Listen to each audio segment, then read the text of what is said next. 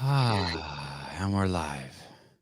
I have this since I do this show every morning. Like I know where I'm supposed to be every minute from 6 a.m. to the second the show starts, right? Because I've done it so many times. 6:02, turn on the coffee maker. 6:31, drying my left armpit. 6:32, drying. And today I was like, this looks off. I look like I'm off by a minute or two. It's like 10 o'clock here. I've been pumping already.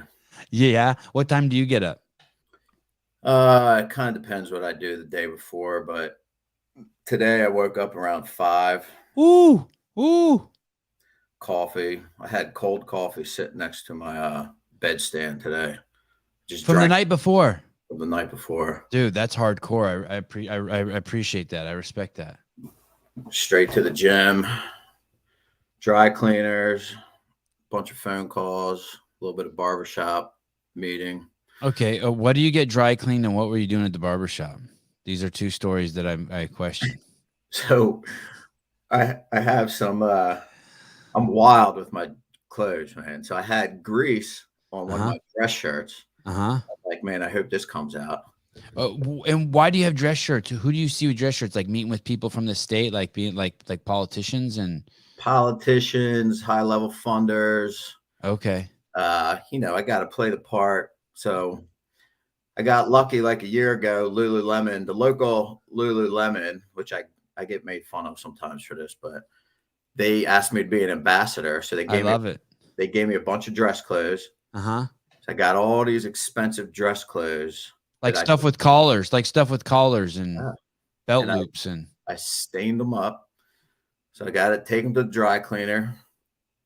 And then the barber shop, I usually stop. I just randomly stop in once or twice a week, and just kind of hang out, meet people. The barber shop, the barbers, they're pretty engaged with some of our boys, so Mhm. the boys will stop in the barber shop, get their hair cut, and they'll act, a little informal mentoring going on Uh-huh. there. So getting little updates. There's this guy I have on the show on Fridays. I do a UFC show, and he's a former UFC welterweight, and his name is Darian Weeks, black dude, and he owns a barbershop also. I think it's called like the Weekly Cut, kind of like a play off of his name, Yeah. but also like, hey, come in here every week.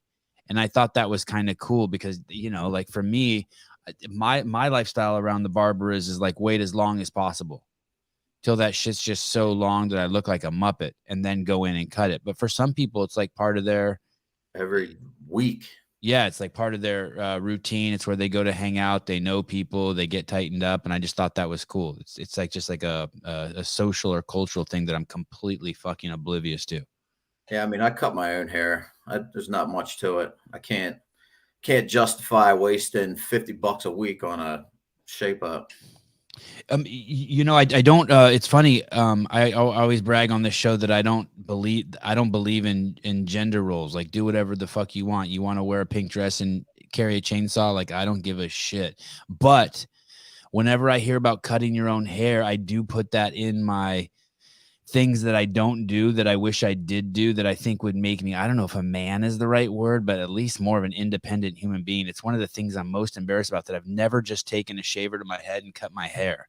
It seems like just like a fundamental, like, Well, I got to get one under my belt before I die. I mean, my forehead gets bigger every day. Every time you cut it, it's like, So there's no like my hairline is back here. And then when it grows like this, but nothing grows right here. well, you have, there's a shadow there. There's a 5 o'clock shadow there a little bit. It's like this spot right here. I get little kids that I coach. I'll be sitting down and they'll walk up and just rub this part of my head. Oh, that's nice. I cut mine. I look Peaky Blinder, but it saved a lot of cash. Look, you have the same shirt in your profile picture that I'm wearing today. I love it. Not you. I need to send you a shirt. Yeah, I got shirts we could send you too. I'd love to send you a shirt. Do you know, Adam? Do you know how you popped on my radar? Yeah, from Mr. Waddell. Old Jimmy Waddell. Yeah. How do you know him? So, in 2018, I got an invite to the was it the MDL at CF headquarters? Yeah, it's like a CrossFit level 1 seminar, but for doctors only. Well, they invited a bunch of nonprofits out there too. Okay. So I'm up in there, and I walk through the back door, and I seen two dudes with flannel shirts and jeans, and I'm like, I want to know who those dudes are. You recognize if your shirt's not tucked in, what that means? Yeah, I mean, it means you got something in the waistband you don't want anyone to see. Right. And plus everyone else, besides, Greg Glassman was dressed like a CrossFitter from what I could see. Yeah. And I was with a guy who was a colonel in Delta Force, and he had on khakis with a plaid shirt tucked into his belt with dress shoes. So he didn't fit the part. And so we got introduced to Martone and Jim Waddell, and I couldn't leave their side all weekend. They were like my two guys. And then I came back home and I told the founder of Green Beret Project, who was a Green Beret, and he's currently an FBI agent. I'm like, yo, there's this super dynamic guy, Jim, former DA. I'm like, you got to meet him. So I connect those two over the phone. Next thing you know, our founder's like, that guy's our new executive director. And I'm like, shit. He's like, no, man, that guy's awesome. And I just identified it right away over the phone. We talked for like 2 hours and we recruited him to be the executive director of Green Beret Project. Yeah, he's a special guy. Yeah. So since 2018, I've probably, I've spent hours and hours on the phone. I've only been in his presence like 3 or 4 times, but I've spent countless hours over the phone with him. So he's so enjoyable. I've been fortunate to hang out with him a lot, and he's so enjoyable. Great sense of humor, crazy well read. Yeah. The kind of guy that like you would want as a father or a brother-in-law, or like immediately you kind of like, how could I get this guy in my family? Yeah, he's like the fun uncle. Are you a Christian, Adam? Yes. Were you always a Christian? No. And when did that happen? Oh man, 3 months in to a prison sentence. Well, I wasn't sentenced yet. The feds had said they threw out some numbers that were equal to life. And meaning you would be behind bars equal you'd die in there, but by the numbers were so big. Okay. So what they do is, I had a large marijuana charge, a large cocaine charge, and money laundering. And that was just the beginning. They probably could have unfolded many more charges. And they just say, hey man, you're going to get what we call continuing career enterprise, which is automatic life in prison. And I knew that was, I knew somehow in my heart, my brain, that just wasn't going to happen, but I knew it was a large bargaining chip on their end. And, but, I was angry. I was angry at the inmates, angry friends, angry at the COs. I was angry at people. I couldn't even remember why I was angry. How old were you? 27. Mm-hmm. When that happened, that was back in 2007. So I'm sitting in this holdover prison waiting to get sentenced, and there's like, I'm in an area where we had a lot of dudes from Philly, Jersey City, and New York City, and then Wilmington, Delaware, like, large scale criminal operation type dudes. And I remember this one dude, he was a blood gang member, and he came up to me and he's like, hey man, I'm praying for you. And I was like, hey man, I'm not a scared white boy. Say that again, we're going to go lock in that cell, and I meant it. And, so a couple of days went by, and this other dude that didn't really know him, he came up to me and he was like, hey Kramer, I'm praying for you. And this dude would have mopped the floor with me. And I slammed his Bible on the floor. Oh, he handed you a Bible? Well, it was sitting like it was on the table. He was sitting down. I was standing up, and he had the Bible next to him. And I slapped his Bible on the floor. I was just testing him, like do something. You just told me you're praying for me. I knocked your Bible on the floor. What are you going to do? Yeah. And he just laughed, and he was like, you can't stop me for praying for you back in my prison cell. And then I went back to my prison cell and all my criminal ways of thinking. I'm like, how can I be mad at a guy who's just said he's praying for me? And both these dudes were facing like a significant, like decades in jail for their crimes. And man, they were waiting for trial too. Right. And dude, it bothered me a lot that how like even keel he was. That made me angry too. And watching all the gangbangers, watching all, dudes from other religions, you're on the block with them 24 hours a day, besides when you lock in at nighttime. And you just see the chaotic behaviors, and they're like angry, and then they're even, and then they're just, all their emotions are all over the place. And not all the Christians, but most of these Christian dudes on the block, it just bothered me how they could handle different situations. And I was with them for so that went on for like 3 or 4 months. And then I sorry, just for a placement. This isn't the prison yet. This is still like county jail you're in. So it was a county jail that had a contract with the federal government to house 150 federal inmates. And how long were you in? You were in there during the court case? How long was that? 3 years. Before you switched to another prison? Yeah. Holy fuck. Okay, sorry. Okay, go on. No grass. Like the only thing you could see was the sky. You couldn't, when you went to the yard, they had metal walls where you couldn't see outside. You could just see the sky. So you didn't see the horizon for 3 years? No. Every once in a while I could see an airplane through like a tiny prison window I had. So like I started going down to the church service, but I literally was just going down there to meet my co-defendant who was on a different block, so we could talk about our case and what was going on, and who was telling, and who was, ready to testify against us. And one day this pastor was in there, and he was like, oh, I did 18 years in prison. And, he was talking about, smoking crack and prostitutes and his robberies. And I'm like, man, this guy looks put together though, So that like was weighing in my heart. And then I signed up for NAAA, go see the chaplain. I signed up to go see this pastor just to get off the block, because I was just bored. And this pastor dude was like, love you, man. And I'll be like, F you, you don't even know me, like a child. You would say that to him? Right to his face. Every Monday I would go back and just cuss him out for like 2 months, trying to take him, like just testing him. And man, finally I'm like, what's with you, man? You're breaking me down. Like, you're breaking me down. You're making me mad through the whole week, and you don't even know that you're making me mad. And that's like, to me, I'm like, he's getting me twice.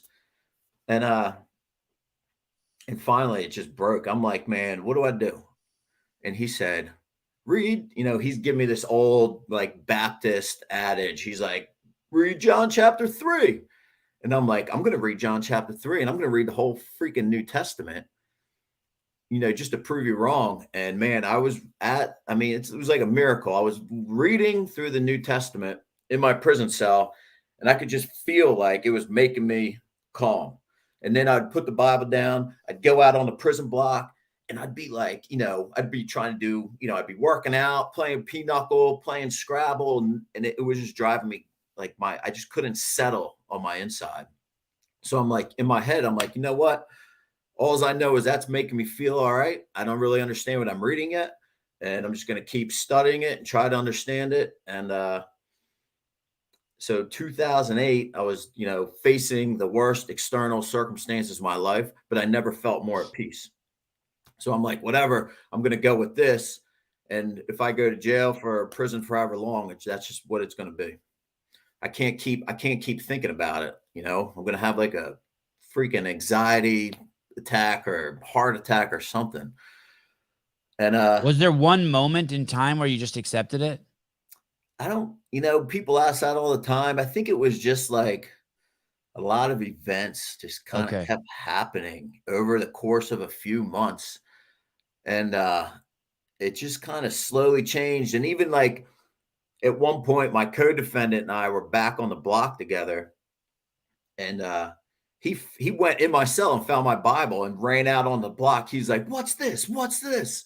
He's like, "What are you doing?" And I'm like, "Hey, man." He's like hustling coffee on the block, trying to Right, get me to right. hustle coffee with him and barter. And I'm like, dude, like we were doing that on the street. I'm not going to sit in this jail and hustle coffee. He This is wanted to continue the business crazy. inside. Yeah. Yeah, he was running this gambling racket, and I'm just like, dude, I can't be a part of it right now. Just can't do it. Yeah, so that went on for like 3 years, and man, I just asked all the questions I could. And I didn't want to be some guy like, oh, I'm just jailhouse religion type of thing. I would be like a fake. Even my old man, I made up with my dad, and he came to visit me, and I'm like, hey, man, I'm reading the Bible. He was like, whatever. He was like, you'll do anything to keep your mind occupied. I know you. You're bored, and you're just reading the only thing that you have in front of you. And I'm like, yeah, that might be the case, but it's making me feel good. And he said, we'll see when you get out. We'll see. And I'm like, it's fair enough, because he went through years of turmoil, never knowing if he was going to get a call saying, oh, your son's dead, and he got many calls from, I was arrested 11 times just in Delaware alone with 29 charges. Crazy. I got multiple charges in Pennsylvania. I live in an area where I can be in New Jersey, Pennsylvania, or Maryland within 20 minutes. So I got arrested in all those states. And, yeah, that's wild times. Do you remember when you're like, wow, I'm a Christian? When you identify with it like that? I think it was like early in 2008. And when you say that, does that mean that you're going to practice the tenets? Hey, man, there's love God with all your heart, soul, and mind, and love people as you love yourself, and and on those 2 commandments, all the other 10 commandments hang. That's the New Testament, what Jesus teaches in the Bible. Would you say those are values? Yeah, there's another verse that says that they really taught me that helped me a lot, because you got to understand, I lived a criminal life from the ages, even a younger age. There's a lot of crime being done, and then when I was 15 is when it really started taking off. So from 15 to 27, I'm committing crime every day, and that's all I knew. Is how to commit crime and make money, and we weren't too bad at it besides our addictions on the side, but. It said love, joy, peace, patience, gentleness, goodness, faith, meekness. And meekness means like being able to negotiate in a calm manner, and temperance, which is self-control. But at the end of those 9, it says, against these, there is no law. And I'm like, boom. Because I don't like, even though I'm a Christian, I'm like, if you let me out of this jail right now, I'm going straight to the bar. I'm drinking. I'm probably going to get some lines of Coke and some women. Like, that's how I feel in my heart. And I don't care what you say. Yeah, I believe in this, but I still feel like doing this. Sure. So when I heard, love, joy, peace, patience, gentleness, goodness, faith, meekness, temperance, against these is no such law. I'm like, okay, so I need to figure out how to live like this. And then I don't have to worry about breaking the law, because I don't know how to live at this point, even though I had a college degree. It didn't matter. That college degree was for a cover up. And, we were paying for other kids' college tuitions to go to college to sell drugs, because what's 60, 70 G's a year if you're making a couple hundred for us on the back end? But you were in this 15 to 20 in this 12-year run. You also went to college while you were running this business, this drug business. I saw the post. To make it clear, I wasn't making 10 million when I was 15. It more so started small. I was making like 500 or $1,000 a week. Yeah. And, I was on my way to D1 full ride baseball. And, I was a wrestler and a football player to stay in shape, to be a good catcher on the baseball diamond. And, selling drugs was just like, it was a whole bunch of boys that didn't have dads growing up in a blue collar neighborhood. That's who we were. Bricklayers, plumbers, you name it, any type of construction, we'd work to cover up, meet other drug dealers. the D1 thing went out the window because I was getting arrested and my grades weren't that great. And I went to the local community college, majored in I majored in construction management, and they dropped the major. And then I switched one day. They're like, you need a new major. And I'm like looking down the list. Sports management. Boom. I'll do that. And that was like, I don't know if anyone listening ever took a sports management degree, but I didn't learn anything. That's exactly what I did too. After like 5 years is a undergrad, then I started just looking like, hey, how am I going to get out of here? Yeah. I started just looking for stuff where my classes lined up. Hey, did you ever carry a gun? Occasionally. How long did you deal before you carried a gun? Was it years? So I was scared to carry a gun because I'm the type of guy that's like, hey, if I have a spoon, I'm going to eat some soup. Right. Right. And I knew that about myself. And the other guys knew that about me. So like if we walked into a dangerous deal, it'd be like, okay, we might need to, we're going to need to strap up on this one. But like I didn't just carry a gun just to carry a gun because I drank a lot and I would black out and do, I would fight. And I knew if I was blacked out and I got in a fight, I'd no doubt in my mind I'd get that thing out and I'd use it. Right. So right. I'd never tried to carry, like it wasn't a normal practice for me. I was kind of nervous. Was it just for when you would carry a gun? Did you ever carry them into marijuana deals or just coke deals? I always thought that there was kind of like a thing there because you know what I mean? Like I used to sell a lot of weed but none of the weed dealers really carried guns, but you knew that the coke dealers carried guns and shit always got a little weird. Like when I hear that, I didn't know that you dealt coke either. That shit, because those people start to get a little crazy. Little hairy. And we didn't deal coke in a large amount. We'd get like 2 or 3 kilos at a time. But the thing of it is most of the coke and the good coke around here is coming from like Dominicans up in New York, right? We never dealt with there's a heavy Mexican cartel thing around here. Never tried to deal with them, and we would deal with these Dominicans, and they were more dangerous. But we use cocaine more as a bartering tool with rich white people. What do you mean? What do you mean? Like what? Give me an example. Hey man, guys that own dealerships got cars. We got good product. Guys that own restaurants. Hey man, you know what they're about, right? So we can get in the door free at the club. We can get free cars. So it was more of a bartering thing for us because, we were getting really good blow, right? And it was cooking back, and people were overdosing. It's like because we were still young, right? And you still got kids in college. And once that happened a couple of times, I'm like, this is scary, man. Like we're making so much damn money off the weed. Why don't we just, like there was even a period of gap in time when I was like 20, 21, the feds were on us and I stopped dealing. I graduated college. I legit tried to go get a real job. Yeah. And they offered me, it was at a single A baseball organization under the Kansas City Royals. And they offered me like 35 grand a year. And I'm like, what? 35 grand a year?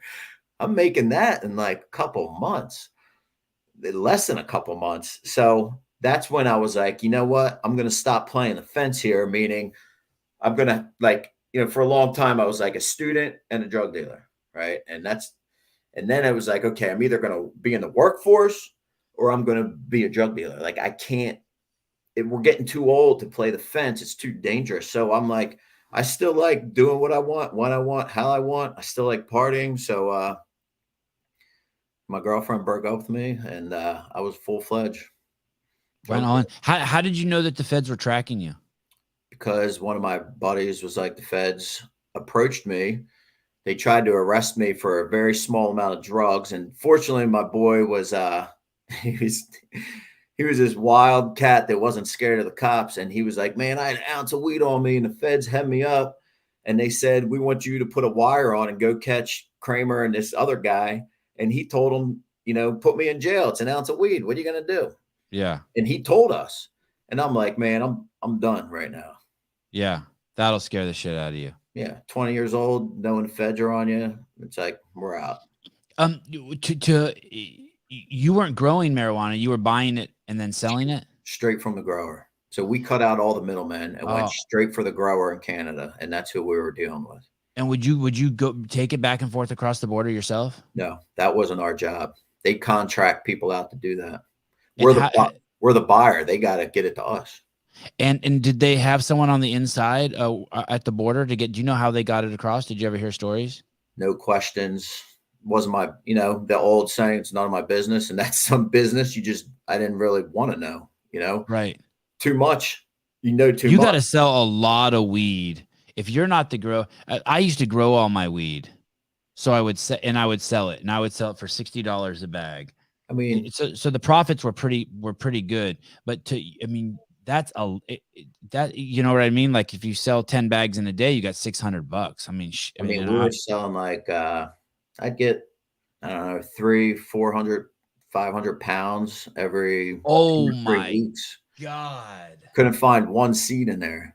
Oh my God. And the minimum price we were buying was 2,200 per, but we were selling for at least 4,200 per.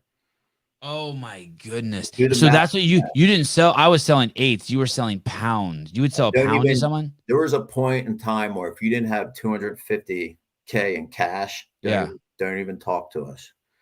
Wow. And so you were it would get distributed all over the United States. No, just down the East Coast. Try to keep it tight. And how would the how do you, what's the packaging like for that much marijuana? Is it on a pallet or? These ding dongs would come down. Mostly, vacuum sealed individual pounds in like a hockey bag. Wow. Like one time these ding dongs show up and they got like a pickup truck with they would always come with whatever they grew is what they would send. So it'd be like 313 or 280.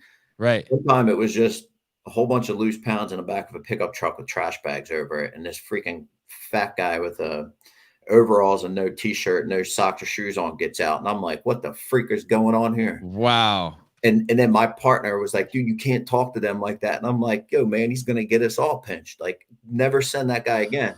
And then they started wising up and they'd send like old ladies in a Lincoln Town car with a couple 100 pounds in the back. It was always sketchy. Always.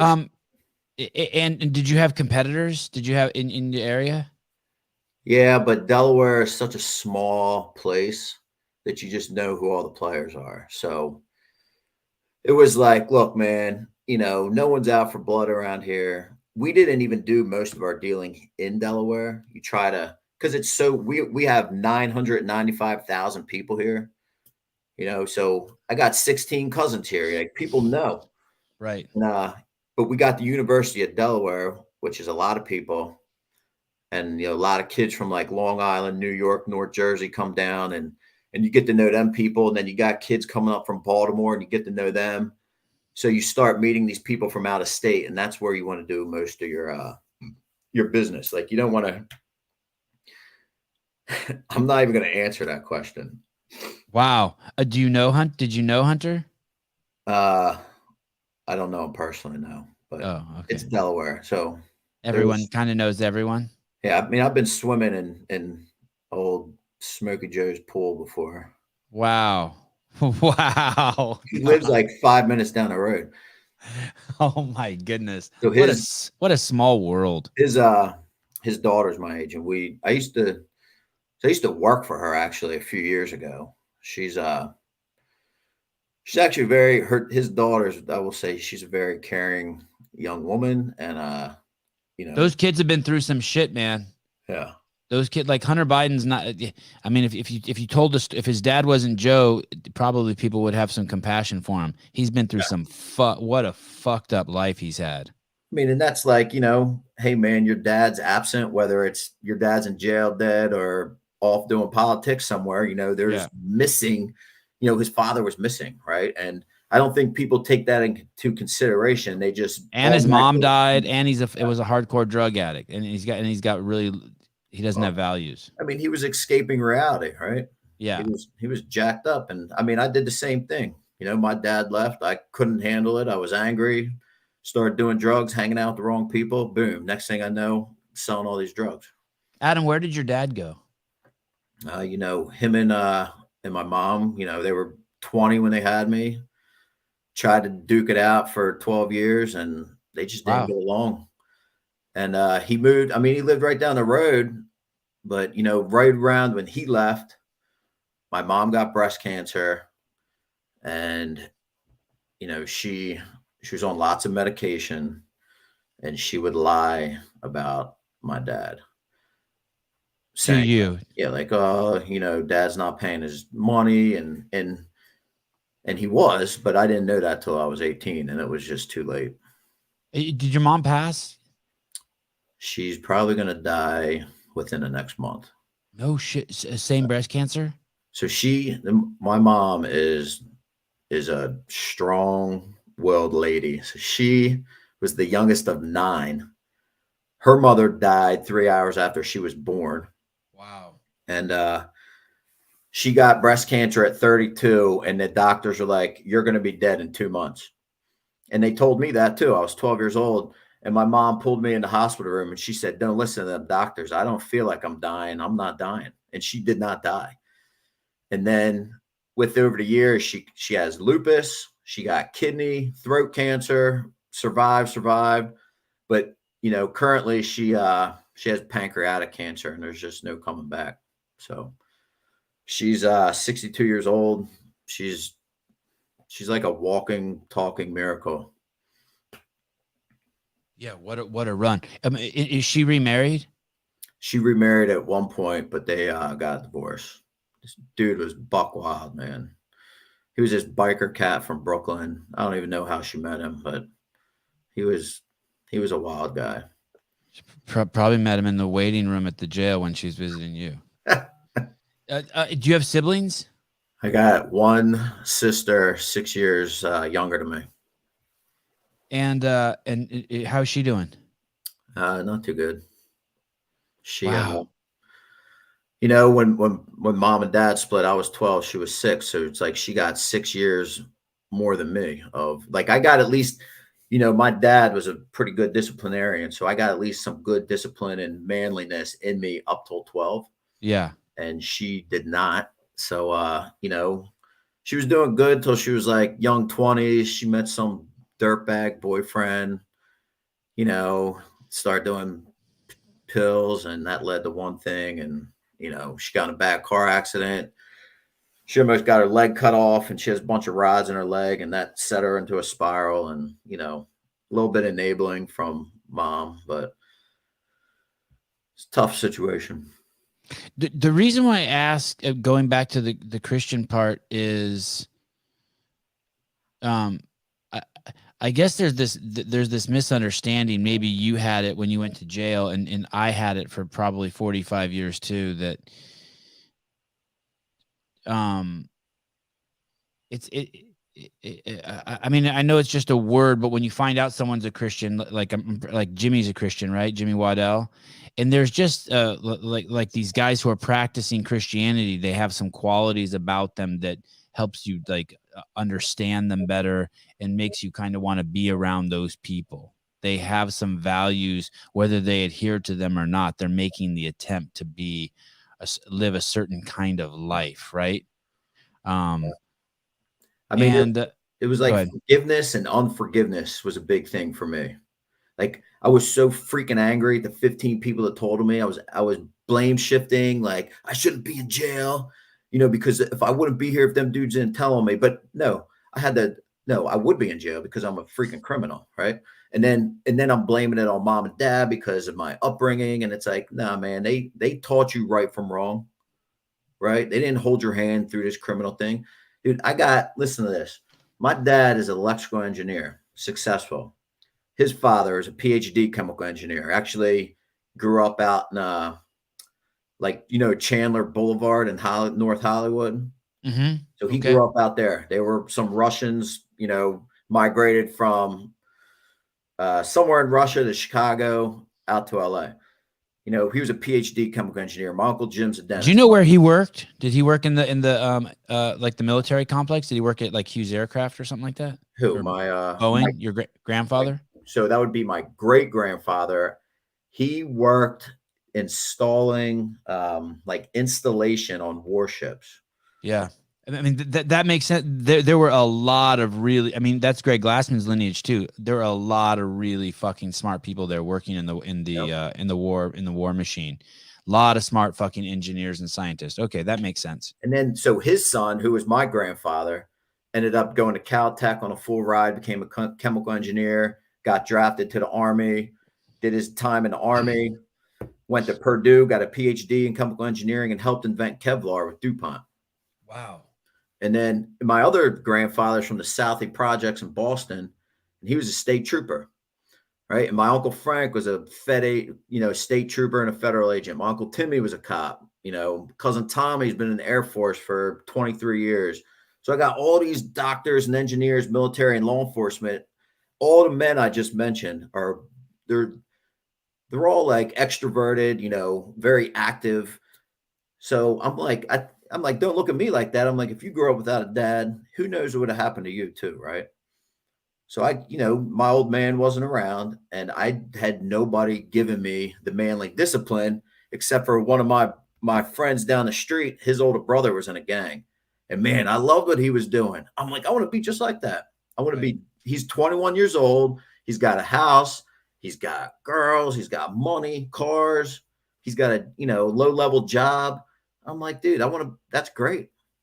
And I aspired to be that, unfortunately, that's what we do now. We're coaching these kids that are living in a fatherless community. I hear you, and I'm going to come to that in a second. What kind of scale did you use? Oh man, this thing was like the little kitchen table ones that look like this. Yeah. They're like, flat silver. Yeah. Was it a triple beam? No, it was this large. It was just a larger model of the tiny one you would put like ounces of meat on in your kitchen. It was a larger one. Not digital. It was a digital, large scale. So you could read.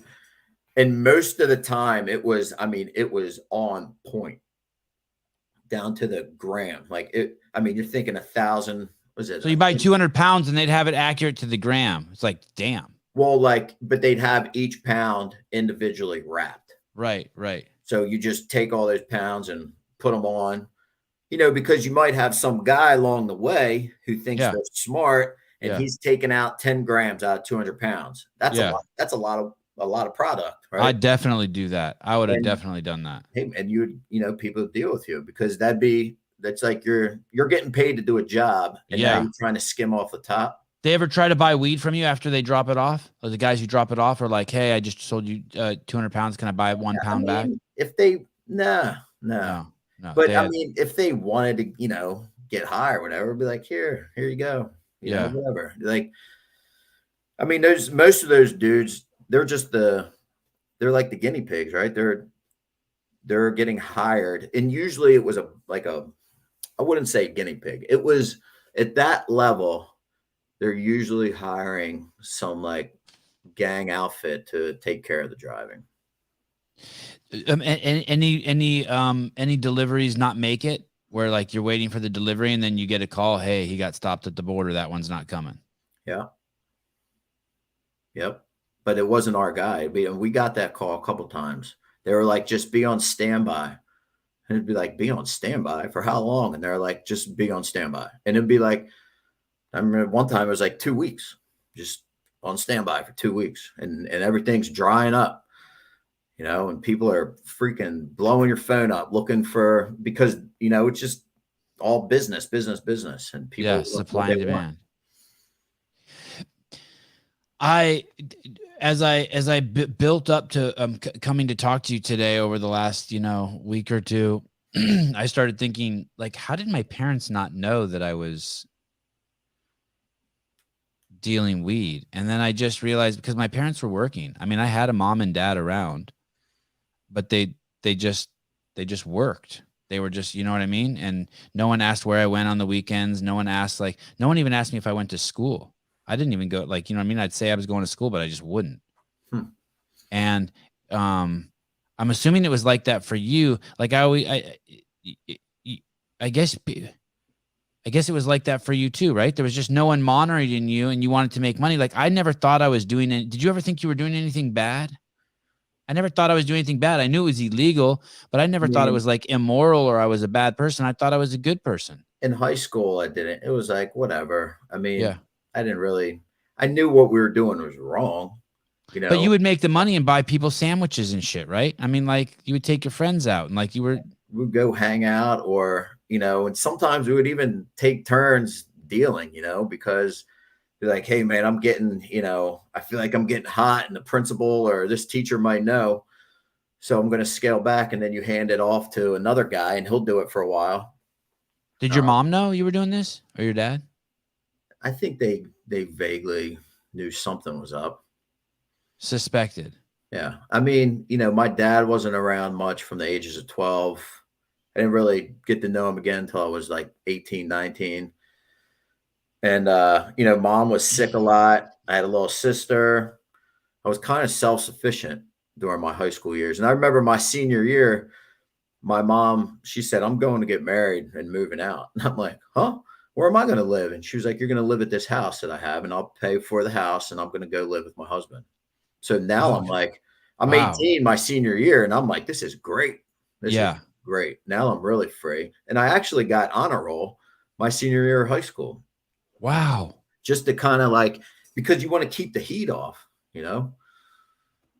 Dude, we have such similar stories. When I was a sophomore in high school, my mom kicked me out, and my dad had an apartment complex like in the hood, like the crazy hood. And where people like my neighbors, their rent would be in these apartment buildings would be like anywhere between $5 and $25 a month, but they still hadn't paid their rent in 5 years. Like crazy, you know what I mean? Yeah. And he gave me from 16 to 18, I was just on my own. Basically. It's funny. I never even thought of it like that until, I mean, I'd see my parents now and again, like, like in passing. Just think about that though. 16 to 18, there's like zero discipline. Yeah, it was crazy. I was just drink. Did you drink a lot of alcohol? I drank so much alcohol. I loved it. At the Yeah. time, I loved it. It was I couldn't wait. And that was part of the motivation to deal drugs. It's like, well, I need money to have fun. And meaning like get bags of drugs and do alcohol and drink alcohol. Right. So like when I figured out I could take an ounce of weed and I could break it up into like 20.8s and not make it a full dime, have free weed, make $100 and keep flipping it. I'm like, this is every day. Every day I had a system. I'd wake up around 6. I'd buy an ounce of weed. I'd bag it up, get on the bus, go to school, sell dime bags till lunch, get smoked out at lunch, miss practice. The most dangerous time in America is after school. Sell weed all after school, hang out at night. Same thing in the morning. I needed to go to school For your business. for the business. God, and you were disciplined and scheduled and. I mean, kind of, but I mean, of course, I got arrested a few times. Did you ever get arrested at school? No, I don't know how. The cops came to school looking for some of my friends. They got arrested. I never got arrested while I was at the school. That's the worst when the cops are at school. They not because of us, but because our high school was kind of wild. We had a local PD guy stationed at the school. Fuck, how it's fucking wild. And that was just basically you were in and out of. Did you ever have a real job between the age of 15 and 27? Yeah. Well, when I was younger, I worked, I did a lot of masonry, like bricklaying jobs. I remember being a pizza delivery boy. Oh yeah, I did that. That was cool. Man, what else did I do? I was a furniture repair guy. I just kind of got these weird, odd jobs to, because you needed to have some type of income, right? Even though I was a student, it was like, I need some type of income. So, I had jobs. Nothing too. The best job I had, I had to get an internship for college in order to graduate, and I got a job working as a golf instructor for the LPGA. Wow. It was, and I did not know how to golf. It was What? so I was working. If back in the day there was the McDonald's Championship at a local country club, and I was part of the LPGA tour. So I got on board to do tournament staff as part of the internship. And then after that part of the internship was over, they were like, "Hey, we need you to coach golf to kids in the projects. Do you know how to golf?" I'm like, "Yeah." It's $22.50 an hour to coach kids in the projects how to Wow. golf. How much? And Wow. that was back in like 2000. So for 2 summers, I'd put on my nice, neat little shirt, little golf shorts, and I would get a van and drive down to the projects and pick up all these kids and take them to the local golf course. No shit. It was wild because I was work for like from 8 a.m. to around 1 or 2 p.m. And then I would just get hammered for the rest of the day. Summertime, sell drugs, get hammered. How And old were then, these kids? oh man, like 8 to 15. Wow. It was like, and it's crazy because that's what I do. I don't coach golf now, but I coach similar type of kids from similar type of neighborhood. But I was doing it back then. I mean, I really enjoyed it, but they should have did a little bit more digging on me before they let me drive all those kids back and forth. I ran a home for disabled adults. I don't remember what year it was, but I did it for 5 years. It was probably, let's say, I'm just making this up. Let's say it was 1999 to 2004. And I started there at $7 an hour. And when I left there, I had more than 20 people working for me. And I ran the fucking house, and I was only making like $19.75 an hour. And that's in California. So Wow. fucking $22 to teach fucking golf in the hood is crazy. It was pretty cool. And it was an internship. I wasn't technically allowed to get paid. And the college was like, "You're not allowed to get paid to do this." And I'm like, "Listen, I need money. I'm a broke college student." I mean, I had tons of money coming in from other sources, but they didn't know that. I mean, it sounds like it sounds like you always just had kind of a good head on your shoulder anyway. Just like the fact that you were still interested, you needed stimulation. The fact that you needed stimulation from these jobs, you needed stimulation. Just you wanted to be. You didn't just want to turn into just a fucking kingpin or a burner, or you could have got sucked up into crazy drug use, right? You could have got sucked up into violent crime, but you didn't. Somehow you managed to keep one foot in like reality. It was crazy. I mean, we kind of still had this like sense of morals about us. I mean, because even though we're from like, kind of hardworking blue collar neighborhood, and you still had people checking you, like, "Hey man, you can't be, treating girls like that," or like sniffing a bunch of cocaine and drinking and then sobering up was cool, but like getting hooked on dope or sniffing meth or something was like taboo, right? Even to the drug dealers, because then no one wants to deal with you. Right. It was like you're this guy that's dealing all these drugs, and you're starting to meet people like out of state, different cities, different countries, and they don't want to deal with that crap. Yeah, all the people who ended up getting into methamphetamines, whether it be coke or meth or whatever, they just start getting so fucking weird and tense.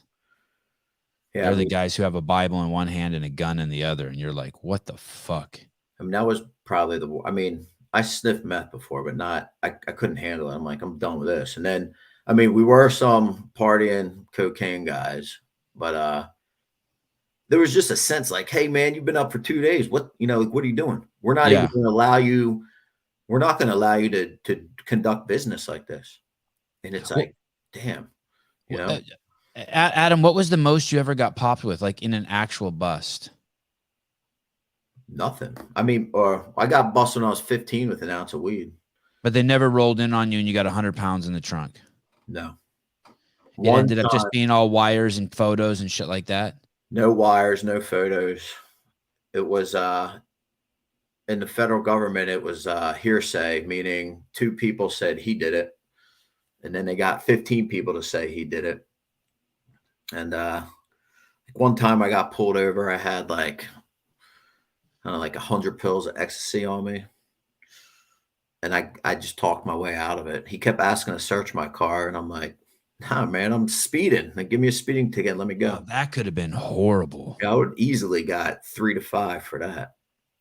It just What was wasn't the my longest you were in jail before you did the 7 years? uh, months, 3 Month. months. Okay. So you had a little practice. Yeah, a little bit, but not really.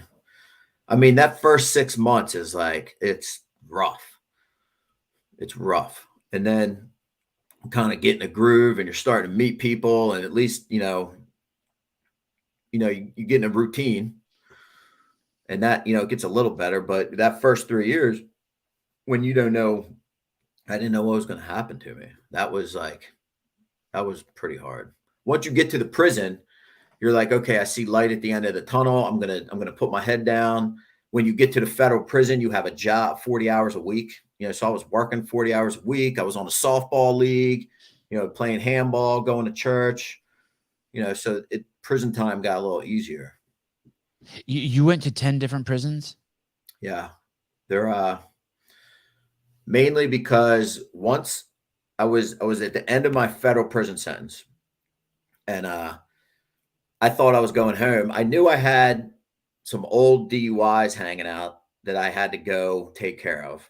I had been writing letters to this. I had one in Delaware and one in Pennsylvania. And they were like, just come see us when you get out and we'll take care of the case.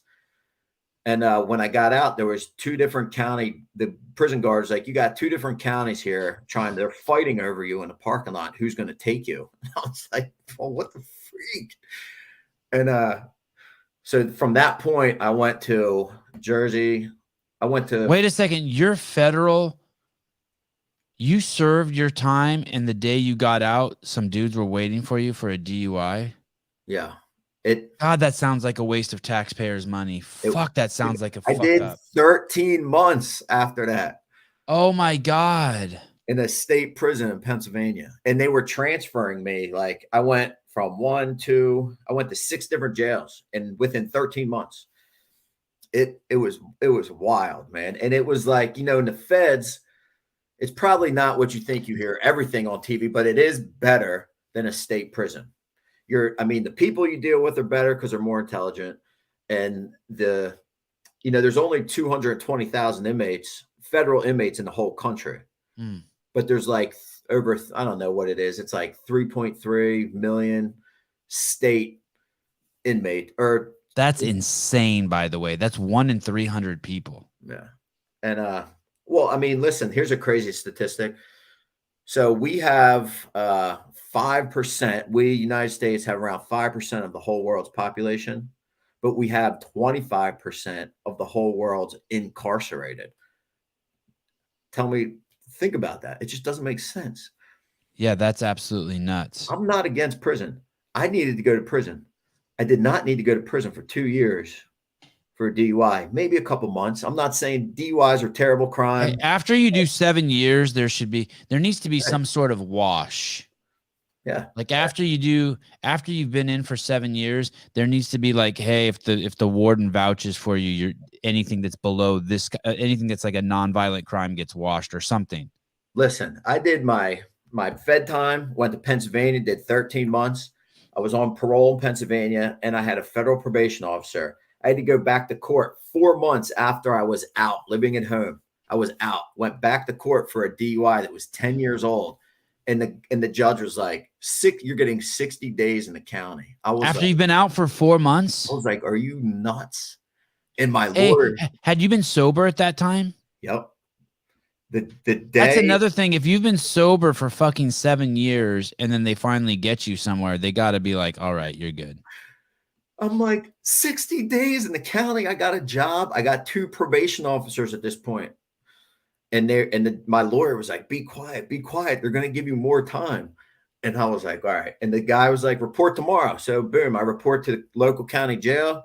And I end up doing 7 days in the county. And then they put me on the ankle bracelet for the remainder of the time. Did your parole officers from those other areas like vouch for you? Like they're like, yo. Yeah. My Fed PO was awesome. She was an awesome lady. I almost went back to jail because I had 2 state probation officers for 2 different DUIs, which is a whole nother waste of time. And it was getting hard to you had to report your PO from 9 to 3. And I'm like, I work construction. They already know I'm on probation, but I can't keep leaving because taking the bus takes all day. And I called the Fed PO. I said, look, they're ready to put me back in jail. My federal PO came to pick me up and took me to my state PO's meeting and then took me back to work. Like, she was a beast. Like, that lady she literally helped me get to the next level just by doing stuff like that. What Sean Sullivan, what if you kill people while DUI? Listen, I have been very outspoken. I don't give and I'm not speaking for Adam here. I don't give two fucking cents about fucking people like George Floyd. You have to know that. I have 3 little boys. Anytime I hear someone who's drunk driving or high on meth or on fentanyl driving around the streets, I just picture my boy on a tricycle in a car driving by him with a drunk driver. I don't give a fuck if lightning strikes and kills those people. I really don't. I'm sorry to lack compassion. That being said, if he's fucking in jail for 7 years and he hasn't had a drink and he gets out and you want to fucking get him for a DUI, why don't you just say to him, hey, we're going to talk to the warden. We're going to do a drug test on you right now to see if you have when the last time you drank alcohol. And if it's all clean, you let him go. I'm just saying it's a waste of taxpayers' money at that time. Or why not just tell him, hey, he has to do 30 or 60 days in a AA thing, or he has to like something. But to a dude's already done 7 years. And now you're going to grab him again and he's got a clean record. I don't want my money spent that way. I'm cool with that, dude. In Delaware, I don't know every other state, but I know in Delaware, it's like $55,000 a year to incarcerate. Sorry, Adam, you can't let people get away with small crimes. I agree. That's another thing. Someone steals a pack of gum from a fucking Asian mom and dad who fucking slaving their ass off in the liquor store 18 hours a day. Take that kid out and spank the shit out of him. Put people away. I agree. Stealing's fucking horrible. But I'm just saying, 7 years in jail sober. You can't pick a guy up again after that for something unless he's done something bad. I just can't do it. I mean, I'm not against putting people in prison if they're getting multiple DUIs. And I'm not saying, but what I'm saying is that time should have ran concurrent, right? So there would have been dollars saved between the there you go, concurrent. You're right. I should have been like serving my time. And there was a lot of guys that did get concurrent sentences. And again, I'm not against prison. I'm just saying, I knew a lot of guys that shouldn't be in prison that were in prison. I have an acquaintance who has a son who is in jail for consensual sexual activity with a minor, and like an 18 and a 15-year-old type of thing, and he's doing like 6 years in jail. Oof. Yeah, something crazy like That's that. A rough go. Oh, dude. Meanwhile, we have fucking people who are 31. I'm just reading this case of a 31-year-old woman who had fucking sex with a 13-year-old boy 10 times who's not in jail. Yeah, that system does not make sense. Yeah, it's I don't know what the right thing is. I know that's a touchy subject, but it's like, fuck, man. There are some people getting fucked. I'm grateful for only getting the amount of time I got. Now, and listen, I'm a white guy that had a college degree. Did that help lower my sentence? Yeah, it did. And that's a touchy subject. But you think how do you know that? Because the feds did a background check on me to first grade. And they were like, we want to know where this kid went wrong. Yeah. All right. So, the fact that I had a college degree, the fact that no one in my family had ever been arrested, the fact that I had uncles who were law enforcement, that helped. That helped me. It just did, because they knew, okay, well, at least. Well, it could be the opposite. It could be the opposite today in California. That could hurt you. Well, true. I mean, I seen dudes from this area with lesser crimes than me that were from a bad neighborhood, different skin tone, and they got more time. Damn. Well, that seems to be a common, I don't know that for a fact, but that's a pretty common narrative, right? Yeah. Meanwhile, George Floyd, that was the third time George Floyd had been pulled over high on fentanyl. Yeah. I'll tell you this. I saw just to counter that. And sorry, I countered it a lot. If I would have done in my neighborhood what George Floyd did, if the cops told me to keep my hands on the steering wheel, and I wouldn't have kept my hands on the steering wheel 15 times like they told them to, if I would have reached for my glove box, they had to beat the fuck out of me. in Berkeley or Oakland, California. You would not have fucking gotten away with what he did.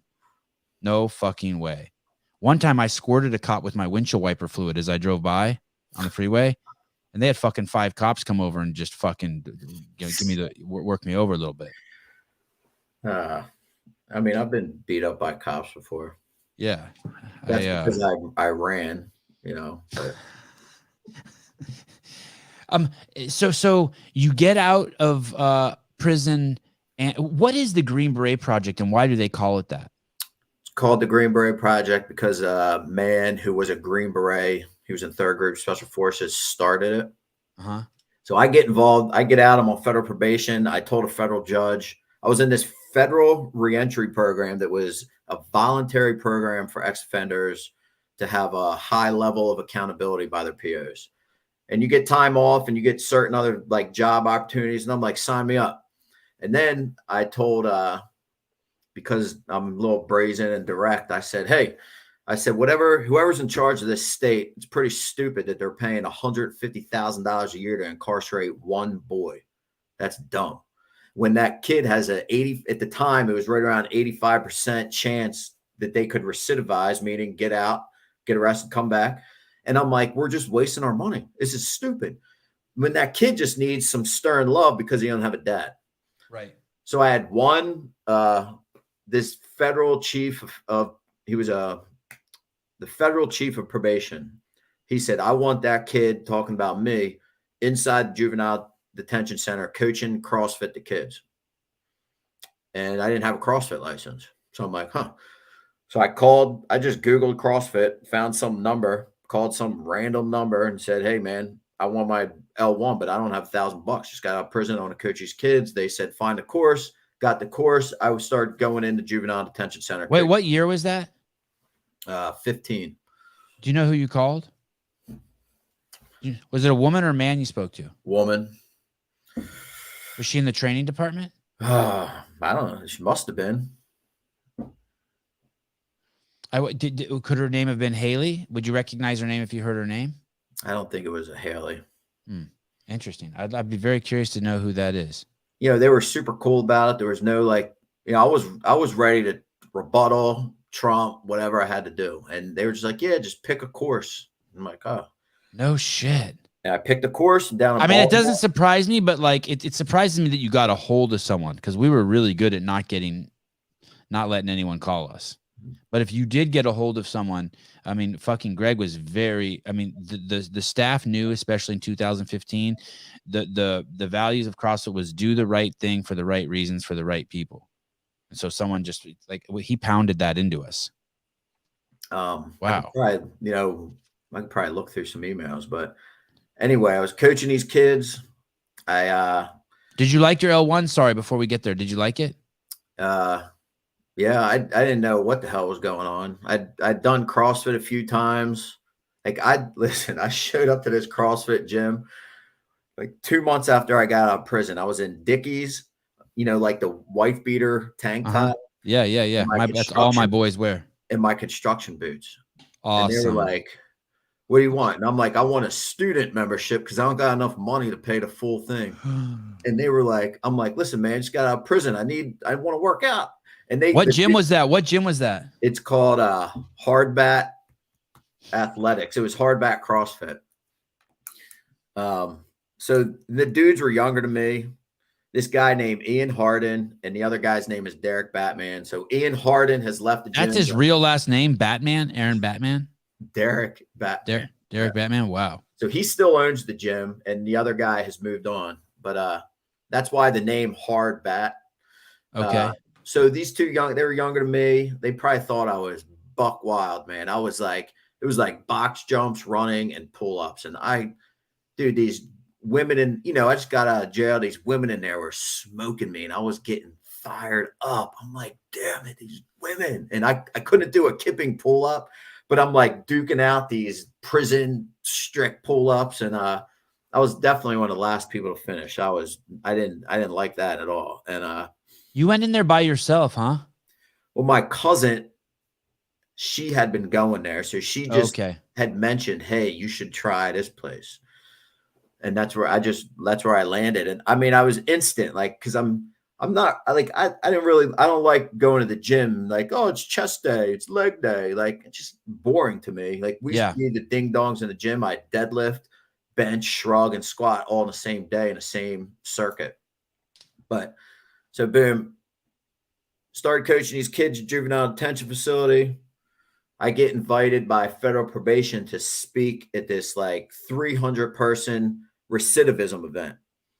And they had an ex-offender panel, 4 of us. Why you? Why did they like you? Who did you leave an impression on? The federal judge. Okay. They said, we like the way you're able to articulate the message between ex-offenders and politicians. And I said, don't put me on that panel because I will tell the truth and I have nothing to lose. And they were like, that's why we want you. I'm like, sign me up.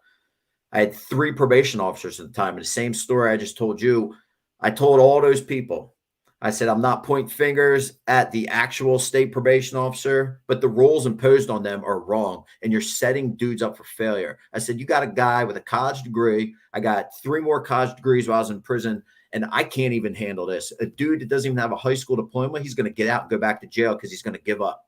Like, give me a break. I said, the feds are winning and the state's losing. And the senator's office approached me and said, we want to talk. And I said, yeah, whatever. You're excited. This is an event. We'll see. A week later, I called that lady at the senator's office. I said, listen here, I got 10 boys I'm coaching and they're going to shoot each other and I need help. I don't know anybody where you live.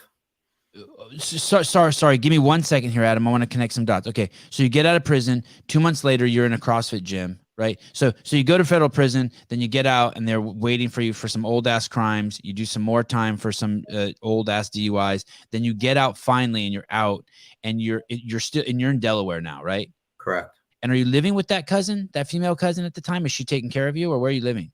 Living with my dad. With your dad. Well, that's cool. Yeah. And then so you call CrossFit and you get the level 1. So you go to a CrossFit gym and you start training. Then you say, why do you call CrossFit to get to level 1? Where do you find these kids at that you're like, oh, I need to get my level 1 so I can train these kids? I just knew that they were inside the detention facility. So I'm thinking, had someone asked you to train them yet? Well, I had been throwing this idea around to the feds that, hey, maybe we could save some money as a state. If allow some ex-offenders to go inside the juvie hall and love them in a stern manner, right? And tell them that's not right, but this is, and coming from an ex-offender rather than coming from law enforcement. Okay, sorry, I got lost. And you did say all that. So you were in there now teaching this class. Right.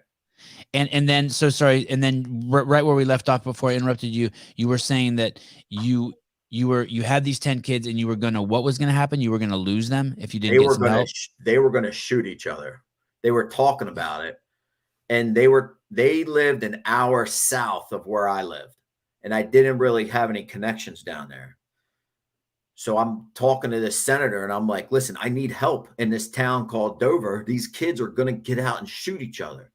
And she's like, I got a guy. I'll have him call you. So a week goes by. I call back. I'm like, he didn't call. And she's like kindly telling me that I should probably stop calling her. And I'm like, I'll call you once a week for the next year until that guy that you say can help me calls. A couple days later, this is the phone call of the century for me. What year is this? This is all the way up in 2016 now. Okay. He calls me and he's like, this is so-and-so from the FBI. And I'm thinking in my head, dang it, these people need to leave me alone. And he immediately says, I'm a Christian. I do CrossFit. And I just started a nonprofit helping at-risk boys called the Green Beret Project. And he just nailed it. Boom, boom. And now I'm like, what? Yeah. And we talked for like 2 hours and my head's spinning. And I'm trying to digest all this stuff this guy's saying that I was trying to do, but I couldn't get through the red tape because I'm an ex-offender. Everyone knows what I'm saying is right, Right. But they don't really want to take the chance on me because I'm an ex-offender. And I'm only 2 years out, and I understand that. Hell, I ran this organization. People are, nervous about what I could do next. So this is what sealed the deal for me. I get off the phone with this guy, and I call the chaplain from the first jail I was at, my first ever Christian mentor. And I told him the story. I'm like, he told me he was a Green Beret, and the chaplain just starts laughing. And I'm like, what is so funny, man? He was like, I was a Green Beret in the 60s and the 70s. And I was like, I'm like, this is it. I'm like, I did not know that the chaplain, I knew he was in the Army. I knew he was a local PD guy. I knew he was a farmer. But I'm like, dude, I did not know that for 8 years. And now I know it just came out that you were a Green Beret, and this Green Beret just called me. And I'm like, oh, this is it. So I just, that was it. And ever since, me and that guy, I mean, we probably talk every day. What's the guy's name? Justin Downing. Is he still in the FBI? Yep. Wow, that's crazy. And why did he start this program? And how many kids were in it when you met him? 12, 13. And it was local to you? I mean, it was about 50 minutes south. And why did he start it originally? He just saw things on a grander scale, meaning, so first, as a Green Beret, they're trained to build relationships with people. They're trained to, if anyone's listening from the SF world, I was not in the SF, so I don't, know everything about it, but just from what I hear, he's trained to build relationships with people. They're trained to help people solve their own problems, not enable people, right? So as an FBI agent, he's like, I'm tired of arresting this. I arrested this one guy multiple times, and I shouldn't be doing that. It's a waste of taxpayer dollars. When, hey, man, what if we just went into these neighborhoods where these kids didn't have dads, and we just trained them to live successful lives, whether that's sending them to trade school, military, college, but even before that, spending time with them, building relationships with them, teaching them how to live and conduct their lives in a manner that they can function in society, right? So is he married? Is he married? Yes. See this bald guy right here on the right? This guy, tan looking bald guy. Yeah. So that's my boy George Dobbins. He had, I think, the 86th CrossFit gym ever, and he's still operating. Dude, that tattoo on his arm is crazy. George just gave us a key to his gym and was like, just use it in off hours. And currently we've trained up, I got like 6 kids that we just have a group membership at his gym. So kids can go there on their own. Not all kids, but certain boys that have been doing well. How many kids are in the program now that you're responsible for? For about 200. Holy shit. All at that same facility? No. So we have 3 locations, and the main location that I'm at, we probably have around 110, 120. Are there any normal people there at that gym? By normal people, I mean like dudes, like soccer moms who just walk in. Do they train side by side with these cats? So that gym you just saw is George's gym. It's called Dover CrossFit. That's a crazy fucking gym, by the way. He's got over 200 members. And like I said, we only have like 6 or 7 guys that are trained up well enough to go there on their own. And these are guys that are like between 17 and 20. Okay. And we've known them since the inception, meaning I've known these boys since like 6th or 7th grade, 8th, 9th grade. And now they're growing old. So they're like my kids. So they know if they mess up at that gym, there's going to be consequences. Right. It's your reputation on the line. Yeah. So at George's gym, that's just a normal functioning CrossFit gym. And it's cool because we can plug kids in there, and now I'm like, hey man, you're on your own. Act right while you're in there, And the gym that you're at with these 110 kids, is the place where you met a guy and he's like some rich cat and he's like, hey, I'll give you this place for $1 a year for 6 years. So that in the middle picture, that brick building, Yeah. that is the projects. So that's an old rundown community center that the housing authority still owns the building, but they let us manage the building and then they pay all the bills. Is that different than the place that the guy gave you where he'd pay the utilities and give you the $1 a year lease? Is that different or is that the place? So I don't really know what you're talking about. Oh, okay. I saw an interview you did. I think it's called. Oh, yeah. With the Indian Sage. Yeah. Why did they call that show that? Totally fucking off topic here, but what do you mean? That show's called Indian Sage. No, that's the girl's name is India Sage. Oh, gotcha. I was expecting like some like Buddhist like floating on a carpet and like okay, gotcha. So I need to learn how to read. Okay. So what you're talking about was a Wilmington facility. We entered a contract for $1 a year, and just turns out that guy was a crook, so we left. Oh, that's too bad. That sounded fun. Yeah, it was pretty like a bad crook. Like not misappropriating federal dollars, misappropriating state dollars, stuff like that. It sounds like it was trickled down. I'm gonna give him a pass. Yeah, I mean, I think some kids benefited. I just was like, yeah, we just can't be a part of that, because at all cost, we are protecting, Justin's position at the FBI. Good point. Right. Oh, look at this, Annie Sakamoto. Yeah, that was at Wadapalooza. You took a bunch of the dudes down to Wadapalooza that you trained? Yeah. So the dude in the middle was a full-time employee. He's like 27. But the other 3 dudes, they're all in the National Guard. And the dude with the glasses and the dude with the hat are both correctional officers. And I've known both of them I've known all 3 of them dudes since they were 12 years old. They're all 19. They're correctional officers now? Yeah. Meaning they work as guards in the prison? Yeah. It's pretty I'm kind of nervous about it, but we're, continuing. I see that kid multiple times a week. Still mentoring him at a high level. I mean, he's 19. That kid was in a gang, and he's a correction officer and he's military police. And the other day he came home. He's like, "Yo, man," he's like, "Coach, I saw, these 2 other kids that we used to coach, and they're in jail." And shit. He's their jailer. And I'm like, that's crazy. All 3 used to hang out on the block. Damn. And that just came from a lot of, man, we used to discipline that kid and he'd cuss us out and leave. And we wouldn't see him for like 3 months. And it was, I mean, he was wild. He's still a wild cat, but he's more tamed now. He was like me. He needs a high level of activity.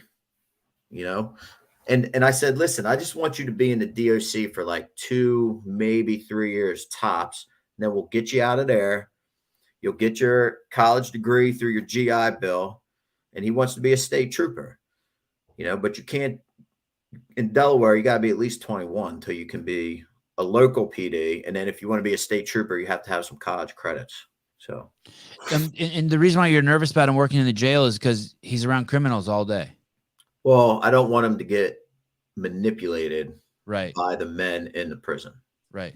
Like, I don't want him to think it's cool to bring in a cell phone or a bag of drugs and give it to an inmate.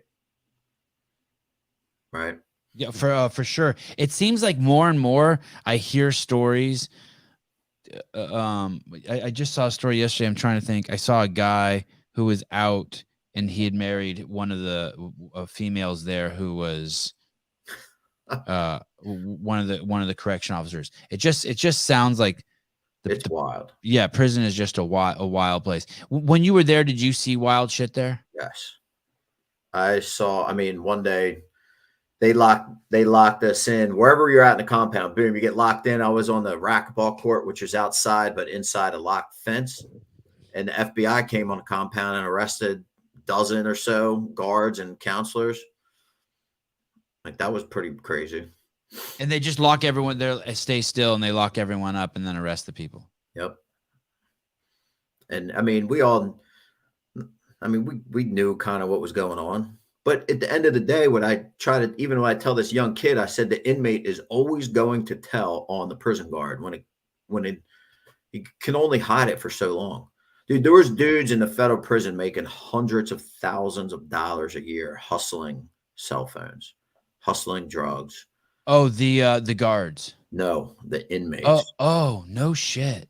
It was crazy how sophisticated some of these dudes were. And it used to drive me crazy because I'm like, if you just took half of your brain and put it towards something, productive, you would be like one of the best businessmen or best whatever. But all your energy is put towards this criminal life. I mean, because you meet people that make our 10 million a year look like peanuts, right? There's dudes making 100 million a year, right? And then you meet like crazy cartel dudes and Cubans and these Italian dudes. It's wild. You're like, wow, there's like some real deal criminals out there. As long as there's that much money involved in it, it's never going to go away either. No. When they picked us up, there was people filled our shoes overnight. Right. Do you know who they are too? I mean, I have an idea who did that, but right. So I tried. You can't blame them. Like it's a job vacancy. Yeah. I mean, they were doing what we were doing. And, one thing I always tried to kind of like my friends were over here and my drug associates were over here just in case. Like, I didn't want to have to be like, hey, Johnny Boy's in jail because he was dealing drugs for me, I still have some of my same buddies who were my like wild high school, like just fun type buddies. I still hang out with them every now and then. That's cool. They know my boundaries. None of them are Christians. They know I'm a Christian. Some of them still might smoke a joint. They won't, and they just have respect me so much because we grew up. We're boys from the hood. We grew up together. How assimilated are you with these people? Like I look at these pictures and you're the only fucking white dude in any of these pictures. Maybe occasionally there'll be another one. In the beginning, it was like you pull up in this neighborhood and does anyone ever walk up and be like, yo, what the fuck are you doing here? Every day. I've had people be like, what are you doing here, white boy? And this is my old tendencies. Yeah. I'll be like, I'm taking care of your kids. And I'm like, oh, man, I should have said that. Because now I'm like all nervous. They're going to come over. But I've been in that, like, that was in the beginning. Now I've been in that neighborhood for 6-7 years. Nobody even thinks twice. They're like, hey, man, what's going on? They know what I'm about. Yeah. Right. They were a little sketchy because you had an FBI agent and this ex-offender. They all thought I was an FBI agent too. Yeah. When I lived in that neighborhood that I was in, if anytime I left like within a few blocks of my house, right away people just would call me a cop. Hey, Piggy. Yeah. We're not stupid, Piggy. Well, I'm like, what are you judging me? Oh, because I'm white and bald. Now you think I'm a cop? Come on. Yeah, of course. Yeah. I would have thought that if I was a kid, I'd have looked at you and thought you were a cop. Some of them did. And now, they just like with the kids, it's just consistency. Yeah. They see you show up. They don't care who you are. As long as you're showing up, you're loving them, you're treating them right, golden rule type stuff. And they love you back. And then if you don't show up, that's the problem. Like that kid all the way over on the right, that big kid. Yeah. Man, I've known him since he was 12 years old. I'm ready. I'm taking him to his first college visit on Saturday. Wow. I know that his mom right there, she's she had a rough go, but she's a pretty good lady doing her best. Who pays you? How do you get paid? So part of my salary, this is going to get a wild twist right here. So you got comes from marijuana taxes on the legalization of marijuana. Please tell me that. That'd be fucking nuts. Well, the dude that put me in prison, the United States attorney, called me in 2018 and said, hey, brother, I want to pay you to solve gun violence. And I'm like, hey, brother, you put me in prison. Yeah. I mean, this is the United States attorney here. Like Is that the guy that's in the video too, the India Sage video? Yes. Yeah, that was awkward when you were sitting by him, by the way. Like, I was like, really, like, I was on the assault bike, like, just watching you two. I'm like, holy fuck, this is intense. He's a great. So, interesting fact, there's 94 U.S. attorneys. And when Trump left office, all 93 U.S. attorneys got the axe and one didn't. And it was him. Wow. Holy shit. And that was because he had, he's investigating the son. Oh, shit. I was nervous. Shit. I was nervous I was going to lose my paycheck. Oh, shit. So they can't fire him because he's investigating the son? Yeah. Holy shit. Wow, that investigation's been going on a long fucking time. Yeah. This guy. So you got the United States Department of Justice has a bunch of money for what's called Project Safe Neighborhoods. And that gets filtered to every single U.S. attorney in the country. Now, most U.S. attorneys would give that Project Safe Neighborhood money to like the Police Athletic League or some like Boys and Girls Club or something like that. So this guy was like, hey, man, I think we should contract 2 ex-offenders. We can't do direct hire, but I can contract them to go solve gun violence in our neighborhoods.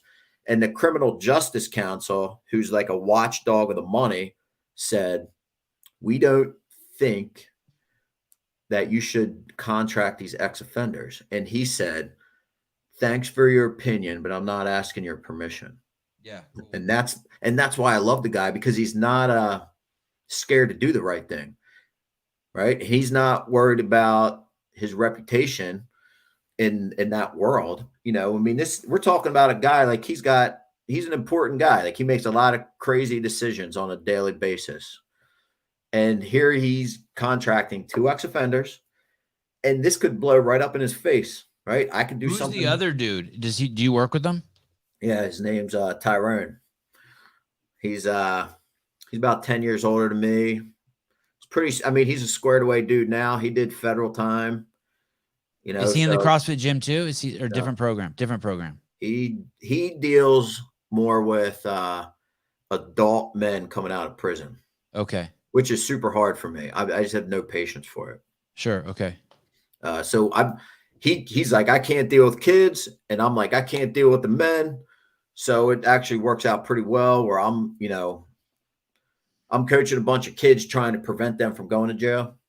And he's coaching up a lot of guys that are getting out of jail. Okay. And so this gym, how long is the program going to last? Your paycheck could go away at any day. Yeah, but I have 1/3 of my salary comes from fundraising and through grants. So at this point, even if that money were to go away, there's other monies that would be able to fill the gap. Fuck, it's crazy that you can't get more secure than that. Okay, so this facility right here, I want to understand this picture. Bear with me here. This facility here is where you basically go every single day. Right. And this facility is in what city? Dover, Delaware. Dover, Delaware. And and how close? And Wilmington was the city that was called Murder Town, USA, right? Right. And how close is Dover to Wilmington? Like an hour. Okay. And this facility, you've transformed this into a CrossFit gym? We have that big triangle roof on the right is a basketball court. Yeah. In the middle there, we're actually starting demo. We're building a kitchen. Okay. Next to that, we have that's a basketball gym. And so we do lots of CrossFit in that basketball gym. And then we have like a 200 square foot room that we have a rig. Okay. But currently there's been a lot of federal state dollars coming in, and we're building 2 4,000 square foot pole barns for like around 150, 170,000. And they're going to be home to 2 different CrossFit gyms, and they're both inside the housing authority neighborhoods. Okay, so not on this property. No, in the back of that property right there, Yeah. there's already a 4,000 square foot cement pad poured, and then we just have to erect the pole barn. So we'll have another building in the back to do specifically for CrossFit. And then like down the street, we have a 2,000 square foot garage where we put a lift, a carpentry shop, and a landscaping company out of there. So you take it back to 2018, there was no money to pay me. I was a full-time CrossFit instructor at a gym making like $52K a year. And I left there because Justin, the FBI guy, we bought a landscaping company. Hey, was that at the Batman CrossFit place? No, this was at a place called Riverfront CrossFit. Okay. This place was crazy. It was 12,000 square foot CrossFit gym. And there was I had that owner on this show. What was the owner's name? Of what? Riverfront? Of Riverfront? Yeah. No, I think you had a guy named Steve Bart. Oh, yeah. Is he Delaware too? Yeah. Steve coached at Riverfront before he became owner of Reconstructed CrossFit, where there was not some God, there was someone else who had a gym on a river too. Maybe that was Babylon CrossFit. I can't fucking remember all these. Okay. So sorry. So you were just to help me fill in here. You were at that place with the Batman guy. Then that's where you trained. And then from there, you actually became a coach at Riverfront CrossFit. And then you left that job to do this job. Yeah. So when this guy, Justin, and contacted you, or you contacted him for 2 years. We've been doing Green Beret project already, but there wasn't that much money. You know, do you have kids or a girlfriend or anything? I've been married for 8 years. Oh shit. Do you have kids? No kids. Do you ever see your wife, or are you just too busy working? Yeah, she's in the other room right now. All right. Because you're a fucking workaholic. Yeah, I mean, there's a balance there. There is definitely has to be a balance there, because because this seems like it's not work anymore, right? It's just like every day I'm pumping, and I get reminded of that about that a lot, that I need to have balance with home life, even just like productive fun on my end. Like I've been getting made fun of this. People have been making fun of me for this, but I picked up pickleball and I freaking love it. Oh, awesome. Good on you. Yeah. It's an old man's game. Good on you. How old are you? 42. Yeah, it's perfect. I whitewater raft a lot too, but I take kids whitewater rafting. Right. But and you're going to end up playing pickleball with them too. Probably those new facilities will all have pickleball courts. Yeah, I mean, I already told them I would beat every single one of them at pickleball. So I got to be able to create that dominance over them a little bit. There's a guy, the Batman guy there was a guy who there was a gym that he walked into after getting out 2 months after he got out. And there was a guy there with, he had the last name Batman. So that's why I call him the Batman guy. And he went in there and started training.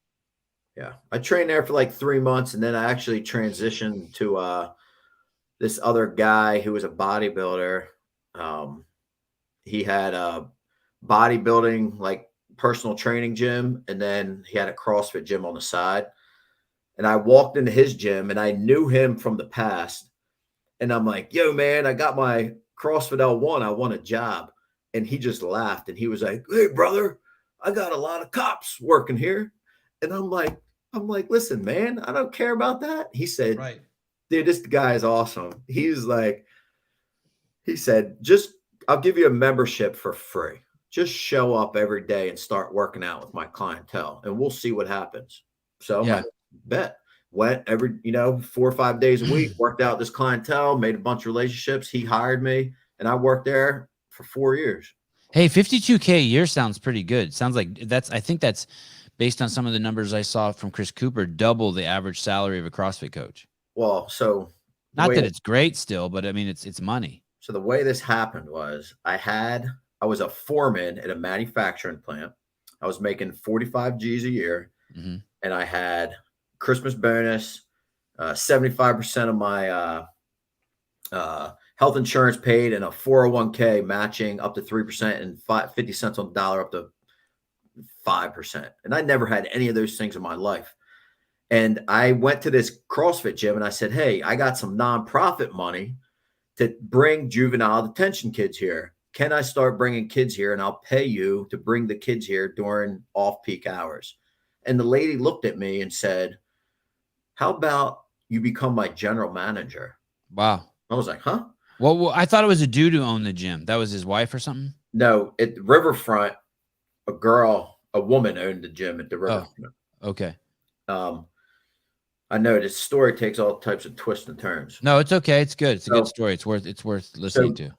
So I said, so just shooting from the hip, I'm like, well, I'm going to write a number on a piece of paper and I'm going to hand it to you. And if you can match that, I'll put my 2-week notice in today.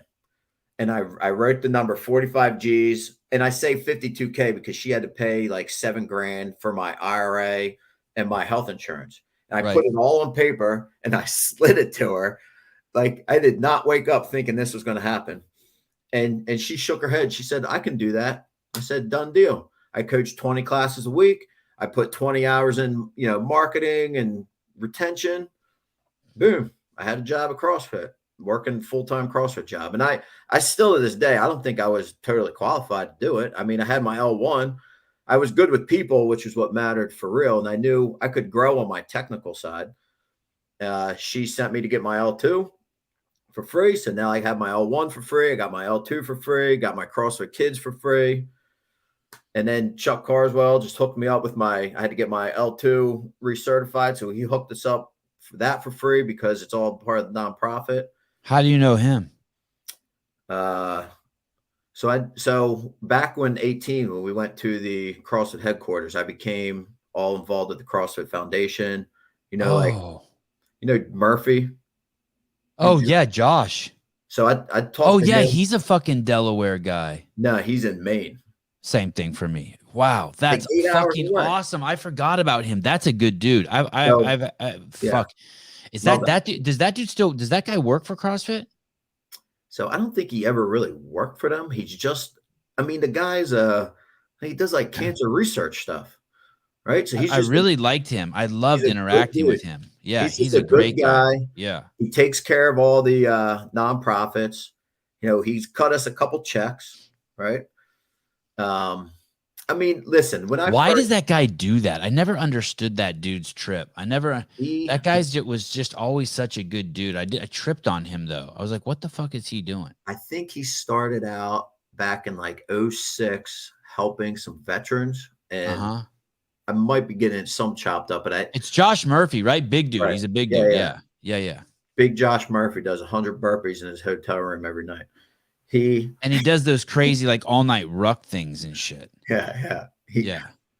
So I guess he contacted someone at CrossFit and asked for some gear and helped some veterans, and Glassman got involved. And then somehow the CrossFit Foundation was birthed. And then Steve Liberati was like the first guy in there. And then you had people like Aaron Hoff from Kiala Foundation. Right. Wow. You're dropping some names. So I used to talk to Steve Liberati. He's not part of it anymore, of course. And then that's a shame what happened to Steve's club. That beef jerky was the shit. Yeah. He's like, Steve lives like a half hour from me. I talk to Halfie like probably once every couple of months. I really like what he's doing. He's probably the closest thing in the country that I know of that's like kind of what we do. How about Matt Schindeldecker? He's kind of doing it, isn't he? So that guy, I know that guy too. That guy is freaking awesome. So we just threw this kind of the same thing as you, right? Different, but same. Meaning he has a fucked up past that he's now putting to work for him. Yeah, and you had a fucked up past that you're now putting to work for you. He's dude. He just gave us 24 sandbags for free. Schindeldecker. Yeah, I called him up and I'm like, yo, man, I'm in a pinch. We're throwing this CrossFit fundraiser. It's a 2-day fundraiser. And we don't have any sandbags. And he's like, oh, I'll send them to you. So he sends them to us, overnights them. Boom, the competition went off well. And then I call him. I'm like, hey, man, you going to invoice me or what? I'm like, what do I owe you? And he was like, are you going to use those sandbags for the kids? And I'm like, yeah, they're at the kids' CrossFit gym. He was like, just keep them. I'm like, huh, wonderful. Wow. Yeah. And it's not like he couldn't use them. Right. I mean, That's no, fucking cool as shit. it was great. So all brand new. I mean, it was awesome. But where were we at? So Murphy. So I kept asking Murphy for money, and he would just laugh. So actually, I should probably take it back. And before that, there was this guy named, I should have looked his name up. His name was Ben. He was a Green Beret. You know what I'm talking about? Is he a Delta Force guy? Maybe. He kind of looks like me a little bit. White guy, bald head, worked at CrossFit. Yeah. Ben Allen. Ben Allen. So our Big guy, dude. Yeah. He was a Delta Force guy. Yep. our guy Justin knew a guy that was close to him through the from the SF community. And that guy Ben was like, hey, I got you a meeting with this guy Josh, but you have to come to the games. So me and our president of our board, who is a Delta guy, we fly out to the games. They get us in for free. They put us up in the VIP booth that's up above the field. Yeah. What year was this? Oh man, maybe 2018. Yeah, I'm sure I saw you there. And we were up in VIP, met Murphy. Next thing I know, they're flying us out to headquarters. And maybe headquarters was in 2019 then. Did you meet Greg there at the games? Yes. Well, no, I didn't meet him at the games. When I went to headquarters, I walked out into the back and I spotted Jim and Jeff. And in my head, I'm like, I want to meet those guys. And then I hear, hey, Adam. And I'm like, that can't be yelling for me. And I'm looking the other way, seeing if there was another guy named Adam. And Greg was yelling my name. And he was standing there by the fire pit. And so I walked over there. I'm like, you know my name? He was like, yeah, man, I looked and see who you were and, love what you're doing. So, they flew us out there on their dime, gave us hotel, food, and gave us a check for $20K. Dude, that, by the way, for anyone, like, those are the stories that should be told about Greg. That's the kind of fucking guy he is. A guy who would just yell at someone who he doesn't know, call him over, shoot the shit with them, make eye contact, shake their hand. He probably gave you a hug too. Yep. I mean, and I didn't know. I mean, of course I knew who he was, but why would I suspect that guy knows who I am? Yeah. Right? Because he looked me up. That's why, and he got to know who I was. And, we had a great conversation. And then I met him again at a CrossFit health thing in 2019 in Madison. Yeah. And, I've been going to the games every year just because I met so many people at the companies. So I don't really care to watch all these athletes compete, but I just go to mingle with the vendors. Yeah. I think that's smart. I think it's smart. It's a great scene there. And I bring kids. Yeah. Right? And they probably love that shit. Well, then the people, they're tired of talking to me. So I'm like, talking to the kids. The kids are like, these people are crazy. Where did you bring us? Yeah, that's awesome. Yeah. So this, going back to this place. So this place here, 110 kids, you're building 2 more places, and it is as successful as it is kind of, I don't want to say month to month, but it's a year to year thing. It's a thing that it's a thing you have to hold this thing together, right? Well, hey, we built a nonprofit. In the beginning, it was like building business, 5-year mark, right? So we built it. Me, Justin, the Delta dude, we're doing the grants, we're doing the accounting, we're doing the coaching. Eventually we make enough money. It's like, hey, let's contract this grant writer. So we get this ninja grant writer for $1,000 a month, and she's writing $100,000 grants. And then we get an accountant.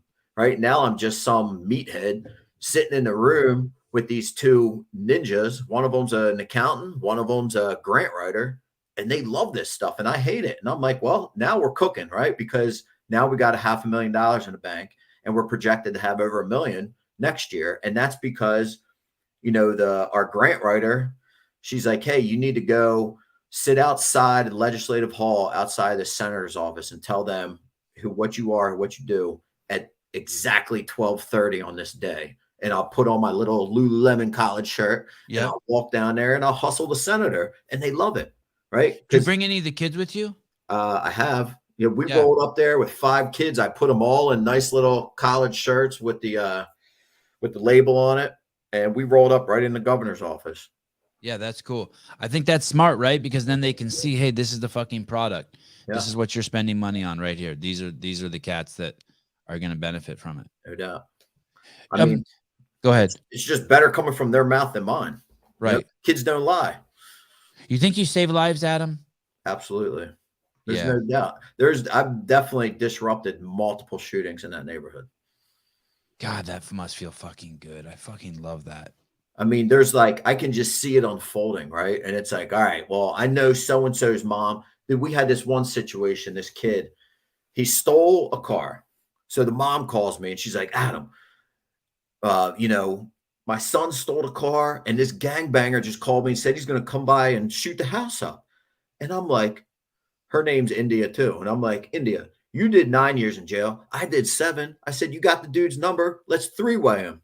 Yeah. We 3-wayed the gangbanger. We were like, hey, man, we know you used to steal cars when you were a little kid too. I said, have a little sympathy. He's freaking 16. He stole your car. Relax. And he was like, you know what? You're right. I just need my cell phone back. I don't even care about the car. And the cell phone was in the car. Yeah. So we got the cell phone out and we gave it back to the gangbanger. And that's Did you drive it to him or did she? He came over to the neighborhood. And that boom, problem solved. Right. And the United States attorney loves hearing stories like that, because what could have happened from that is that gangbanger comes over, you know the story, comes over, shoot, maybe he misses everybody. Now there's retaliation, and then you got this war. And a baby gets killed in the mother's arms. Yeah. I know the story. And it has happened, right? On the other end, I got kids doing life. It's not all pretty either, right? We got 8 kids in the National Guard, some kids in college, some kids in trade school. I got kids doing life in prison for murder, right? I got kids in jail that I'm like, I was at the jail last night, dropping off $25 to this kid to get some shower shoes, because I still want that. I'm like, listen, man, yeah, you're in prison. I'm disappointed, but I still love you. I'm not going to condemn you. I'm going to send you a CDL. I sent the kid a CDL book, dropped off $25. What's a CDL book? Like a book on? To get his commercial driver's license to drive a big rig. To while he's in jail to earn that. Yeah. Study the book while you're in jail, and when you get out, we'll take you to the DMV, and you could be, driving a dump truck or something. Do you spend a lot of time in your car, Adam? Driving? I would say, yeah. Probably like 8 to 10 hours a week. Yeah. Which I kind of like, because on my way down there, I'm like planning the day on how to finagle all these personalities and relationships. And then on the way home, I can kind of decompress so I don't bring all that junk back home to my wife. Yeah. I still do sometimes, but most of the time I can release it on the ride home. How did you meet her? Wild story. So I met the girl in high school. She's the only girlfriend I ever had, meaning like I had a girlfriend for 3 years and it was her, 3 or 4 years and it was her. And there was girls before her, whatever. And then when I graduated college, she had enough, right? And she was like, I love you, but I cannot deal with what you do. Like too scary for her? Yeah. And, just staying out for days on end, drinking, drugging, never knowing if I was going to wake up in a jail cell or in a ditch. So she left. And then, so I'm 22, she's gone. I get locked up and I'm 27. For those 5 years, we stayed in contact, but very, very loose. When I go in jail, I call her sister. And her sister was like, she's going through a rough time. She's kind of confused. Like, you're going to get a lot of time. She seems like she's not doing that good. And, me being arrogant, I was like, well, that's because the girl's still in love with me. And her sister was like, you are a real piece of work. And I'm like, well, it's true. It's true. And, so I would write these letters to her sister that she would give to her, but I didn't know her address. And then fortunately she came to visit me. I said, I'm reading the Bible. She said, don't you dare use Jesus to get back with me. I was like, oh, okay. Did you say too late? I already did. Right. And she kept coming to visit me. And eventually the dude she was dating was no more. and she was living with a roommate, and then she ended up moving in with her mom. And over the course of 6 or 7 years, so she had started going to church too. And so she was going to church. She had a little women's group. And then we were slowly, didn't label our relationship, but we just kind of just kept talking. And I think we both kind of knew. And then when I got out of prison, she picked me up. And we got married 6 months later. No shit. You got out of prison like in the movies? Like you walk out, they open the door and you walk out and she's there? Yeah. Like in a car? Yeah. Is it winter? Yep. It was January 19th, 2014. Did you cry? No. No. It was a great moment. I just was like emotionless. There was like, I think from doing lots of drugs and alcohol, I've become, and seeing so much and dealing with so much, it's hard for me sometimes to, show my emotion. So I try to, put that tough exterior up, even though I'm a little baby on the inside. And that was it. You hung out with her, and then you've been hanging out with her ever since? Yep. 8. Yeah, we got married June 20. I got out January 19th, 2014. We got married June 24th, 2014, and we're still thugging out, married. It's crazy how much you guys have seen each other evolve as humans, creatures. Yeah. The journey, like, wow. You're really lucky. Yeah. That's gonna, as you get older and older, it pays dividends. I'm a little bit older than you. I'm 9 years older than you, but my girlfriend's from when I was 20, not as far back as you.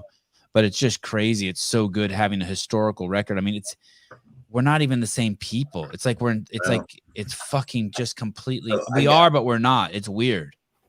So if you can see this, so this is pretty crazy. Where can you see this? Yeah. So see me, that was me. Wow. Holy shit. That's some Tiger King shit. Wow. And this is her. Wow. Holy shit, dude. I had like hair down to here, and she's a dime. And that's crazy. Yeah. I don't know. What was her dad in jail or something? Why is she attracted to you? What? So her parents were divorced. That's easy, right? Her parents were divorced, mine were divorced, so we had that in common. Her mom, kind of, she didn't have too much discipline. I mean, she had a little sister, a little brother, so we had that in common, and that was easy. Both from broken families. Her dad's a good guy, man. He's a pretty stand-up guy. I mean, they had their marital issues. They got divorced, and that left her. And same thing with the girls, right? Now you don't have a man telling you you're beautiful. This is how another man should treat you. Yeah. And then you meet a guy like me. Yeah. Man, I divorce just sounds so fucking horrible. Congratulations for just working so long, and it seems like you understand the value of relationships. I just can't. I just thank my fucking every day. I'm so thankful that I'm still with my wife every fucking day. It's crazy. It's work. It's work. It is work. It is work. But the other option is just loneliness, or just horrible. Like I don't know. I don't really know too many happy people who. It seems like when people get divorced, they kind of just get lost. Yeah. To me, it's like they try to fill the vacuum with all kinds of other stuff. I mean, with my wife, it's like, so her personality is much different than mine. And in the beginning, it's like, we had the premarital counseling and all that good stuff. But it was like, I had to You mean when you got out of jail? Yeah. I had to learn how to feed her emotions. Like I couldn't, like for instance, when I'm sick, I want her to just be like, toughen up. And this is how we're going to fix it. Yeah. Versus, and then I will portray that onto her. Like, you Yeah. just need to get better. And she's like, that's not how I operate. Don't be a So, pussy. Put on a jacket and go for a walk. right. She doesn't want that, right? She Yeah. wants, and not because she's a woman. I mean, I know some guys like this too. For sure. It's just different. Yeah, it's just different for people. They just got a different type of personality. It's like, oh man, you're sick. I'm so sorry. Poor baby, And she's like, I know you're being a joker right now, but it feels really good. And I'm like, oh, okay. It's the best making your mate happy, isn't it?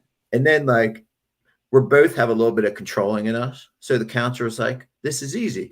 You're going to control something and she's going to control something. And you need to come up with that. So boom, it's like in the beginning it was like, well, you're in control of decorating the house and the temperature of the house. And now, I mean, I had to kind of regain control of the temperature because it's got to be cold at night. But I control the temperature for sure. But these cannot be fun. You turn the heat off at night or you lower it to like 60? 60. Oh, yeah, that's what I do too. I just lower it to 60. The only reason why I don't turn it off is because I'm always curious. If it does it's not because I care if it gets 59. I just want to know, like out of my own just interest of metrics. Holy shit, did it really get down to 59 in here? Yeah. So I like to hear it go on. What's the plan, Adam, for the future of the Green Beret project? Where does it go? So we're getting stronger every day, meaning our budget's getting bigger. We're getting more recognized by different foundations.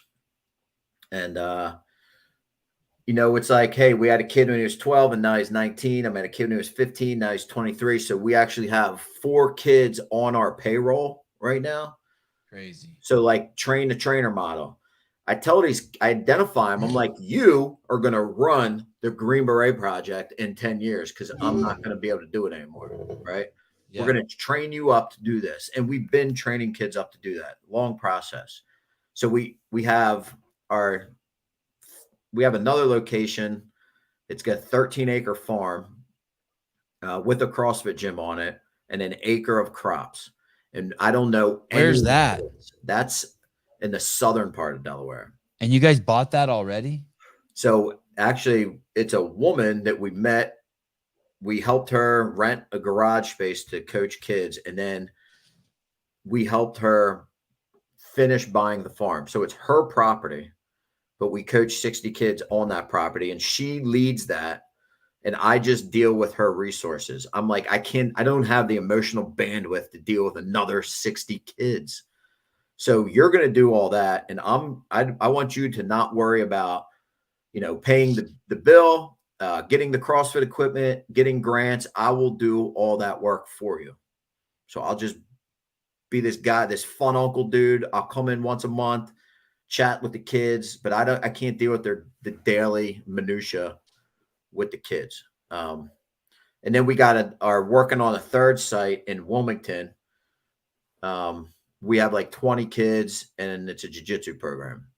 Wow. Holy crap. We got 3 locations and I kind of could see us having a 4th location in Fayetteville by Fort Bragg because one of our board members is like transitioning out of the Army. He's like 50 and he just has a heart for kids. He grew up in a rough situation. He had an awesome military career.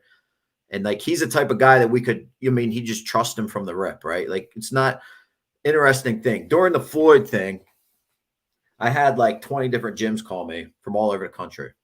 And they're like, we want to start a Green Beret project at our gym. And I'm like, no, you don't. No, you don't. You were watching the news and you're feeling guilty.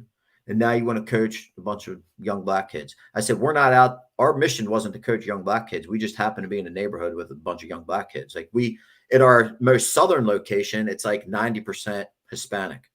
And we have like 2 black kids there. It's not about that. It's about coaching kids growing up in poverty without dads. And you want to start a Green Beret project. I don't know you. Right. And from the other hand, also to reduce the murder fucking rate. Yeah. Right. Okay. Sorry. I just want to say, because I thought that was profound. Like, hey, we're here to fucking reduce the murder rate. Yeah.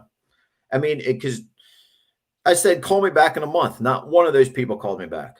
No shit. Not one. It wasn't trendy. It wasn't trendy to adopt a kid from Africa anymore. It was just sexy during that time, right? To do that. Yeah. Yeah. And, to the murder rate thing, it's like, I had a bunch of people tell me, oh, you're making a bigger, stronger, faster criminal. And I'm like, you are out of your Wow, that's mind. fucking retarded. That's stupid. I had a lady from the correctional facility tell me, she was like, I took away all the boys' exercise equipment. And I said, with all due respect, that's the dumbest thing you could have did. I said, those boys are 14 to 18 years old and their testosterone is through the roof. And the other counselors were like, when Adam comes here every Monday, we have 0 fights. And I said, that's because we're working out and we're having fun. And it's like their little piece of moment out of jail. I said, if we work these boys out every day and we train them at some sport, maybe we do some chess, whatever, right? Man, these boys love it. They're just boys at the end of the day. Dude, confident people don't do that. It's so crazy. I had friends years ago who didn't. I'm like, hey, you got to sign your kids up for martial arts. You got to get them into jiu-jitsu. And they're like, no, it's violent. I'm like, dude, there's no fucking striking in it at all. It's just fucking complete fucking discipline. Flash forward 4 or 5 years, my kids have been in. The kids that train in my kids' jiu-jitsu class are the most disciplined, patient, confident, calm, loving, affectionate, intimate kids ever. The kids who aren't in the martial arts, they look like jackasses compared to my kids and all those kids in the academy. What? It's like they're out proving themselves. Yeah. These other kids are proving themselves on they're so different, kids with confident versus kids who are not. Are you in trouble? No, my wife's asking for the Honda key. Now you have to say hi. I knew you drove a Honda. Dang. Hey. Well, I drive a Suburban. Oh, I thought for sure I just pictured you in a Civic putting in like 20 hours a week behind the wheel. So we do have a Civic, but she's hot, by the way. What a looker. Congratulations. She looks like a Charlie's Angel, like she fell out of the 70s. She's a good looking girl. She's from Oklahoma. Oh, they make beautiful women there. Good state. I drive a 2003 Suburban with 270,000 miles on it. Gas or diesel? Gas. Holy shit. I need something I can tow the gas cutting trailer with 8 seatbelts in it all at once. You think her friends, you walk in the room and her friends are like, damn, you got to look her. Adam's hot. I don't know. I got a butt chin, I'm awkward sometimes. No. I know something about Oklahoma. I've been to Oklahoma. I've been there. Hey, ironically, that's where Waddell lives too, right? Yep. Yeah. I haven't been out to see him. I want to get out there. He's like, oh, I'm in the garage with the cows. Man, I love that guy. I'm going to be with him in person next week. I can't wait. It's just fun being around that guy because we're even talking. I agree. Because you're always picking up little leadership tips or even other relationship tips, and he always knows a guy somewhere. Yeah, right? I really enjoy him and Martone. I spent a lot of time with him, and there's a lot of comedy too. Yeah, they're pretty funny guys. Oh man, when Jim found out on Saturday night, I played pickleball. Uh-huh. Oh man, he just couldn't stop laughing at me. I'm like, I don't care, man. It's fun. I'm like, I don't have cows in my backyard. I live in the city, man. So this thing will just keep growing. You'll just keep growing this thing. That's the intention. I mean, the intention is eventually it's going to be self-run through some of the boys or the girls that went through the program. Yeah. I got kids on payroll. They're already coaching up little kids. I got 15-year-olds coaching 12-year-olds, and I got 12-year-olds coaching up 6-year-olds, right? We're all just kind of growing as a family together. What do you think about this model that Dale King has, where the people who are rehabilitating themselves actually run a business also that makes money? What ends up becoming the model so this thing's self-sustaining, that these people actually open a gym that becomes open to the public where people actually like pay some money? Or what, with Dale's operation? With Dale's operation, they're selling soaps and hygiene products, right? But with your operation, at some point, like in the future, does it? Do you guys like you'll have like these 4 kids. Eventually, will they be trainers that are charging people to train also, and that will subsidize, like, like something like Tom's or something. For every pair of shoes you buy, we give away 1 free gym membership. For every gym membership you buy, we give away 1 free one, or some shit like that.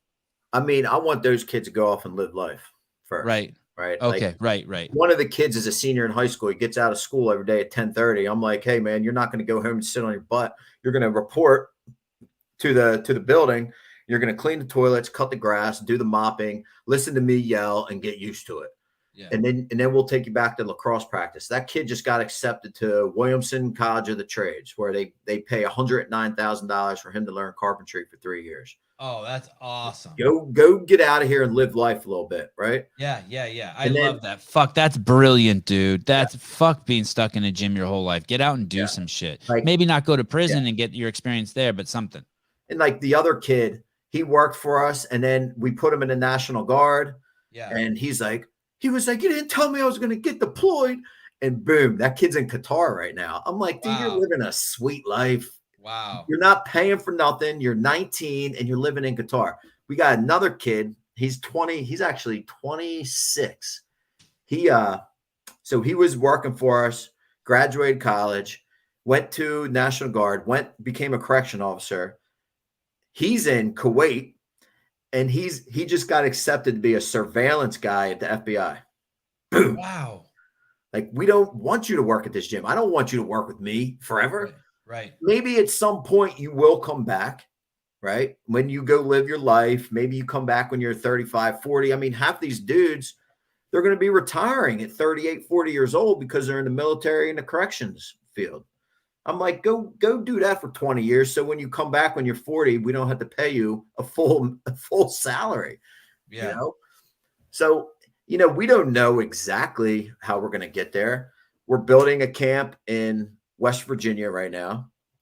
And I have this crazy idea that I want to build a ropes course. There's a guy I know in North Carolina that's running a boys academy, and he makes $100,000 a year on his ropes course, and he makes $25,000 a year on his cabin's Airbnb. And I'm like, I can do that. We got somebody in West Virginia willing to run a camp. We take the kids down there, do free whitewater rafting, and then we make all our money off the ropes course. I love that. That's awesome. I throw a rock. I threw a rock 2 years in a row, 50 miles for a fundraiser. First year was 18 people. We got 18 G's. Second year, we had 160. We raised around 57 G's. So I called Go Rock. Fortunately, Jimmy Letchford's over there now. Yeah. Jimmy Waddell knows Jimmy Letchford. I'm like, I've met Letchford a couple times. I'm like, call him up, man. Another great guy. Great guy. He's like, hey, man, how about we just help you throw this? I'm like, yeah, you guys are pros. I'm an amateur. Why don't you help me throw this rock in order for us to raise more money? So now we got all this money coming in. We got a golf event. We got a car show. We got the ruck, and we got a CrossFit event. So through that, we've raised over $200K in 1 year, plus our grants. Right? Grants will come and go. It's about the people, raising your own money and finding out how to be self-sufficient, like through the soap. You got to be creative with it. Dude, you're killing it, man. Well, thank you for coming on. What about people reaching out to you? I know Schindeldecker's taken a lot of Matt Schindeldecker's taken a lot of requests. He's doing something pretty cool over there. Yeah. What about people reaching out to you and wanting to be involved? Are you open to that? Totally open to it, because you never know who it is. Like, we search for people all the time, but it just became a point where if it happens, it happens. If we stay in Delaware for the rest of the life of the Green Beret Project, then that's just what it's meant to be. I think I have a feeling our first branch out are going to be the New River Gorge in West Virginia and Fayetteville, because we already have strong ties to both. But, someone's like, hey man, I was in SF, and not that SF is a requirement, but, I mean, a goal would be, hey, there's a veteran, right? And there's a juvenile delinquent, and they both kind of need help, right? This guy, he just lived this exciting life. He needs a sense of purpose, because the Army provided that for him. He was mission oriented, and we need to keep him mission oriented. And maybe it's saving 10 kids' lives. Right. Right. So that would be, I mean, that would be an awesome situation. Or maybe we meet another ex-offender, or maybe we meet neither, but they just have a heart for this type of mission, you know? Yeah. Because it's hard. I mean, you're dealing with personalities, moms cussing me out all the time. All the time. I had a mom call me and say, if you don't pay my electric bill, the kids aren't coming over anymore. No shit. It was hot. I was ready to freak out. So I called Justin. I'm like, listen, man, you need to talk me off a ledge right now because I really love those kids, but the mom is driving me crazy. So it's like the easy thing to do is to say, hey, imagine that mentality.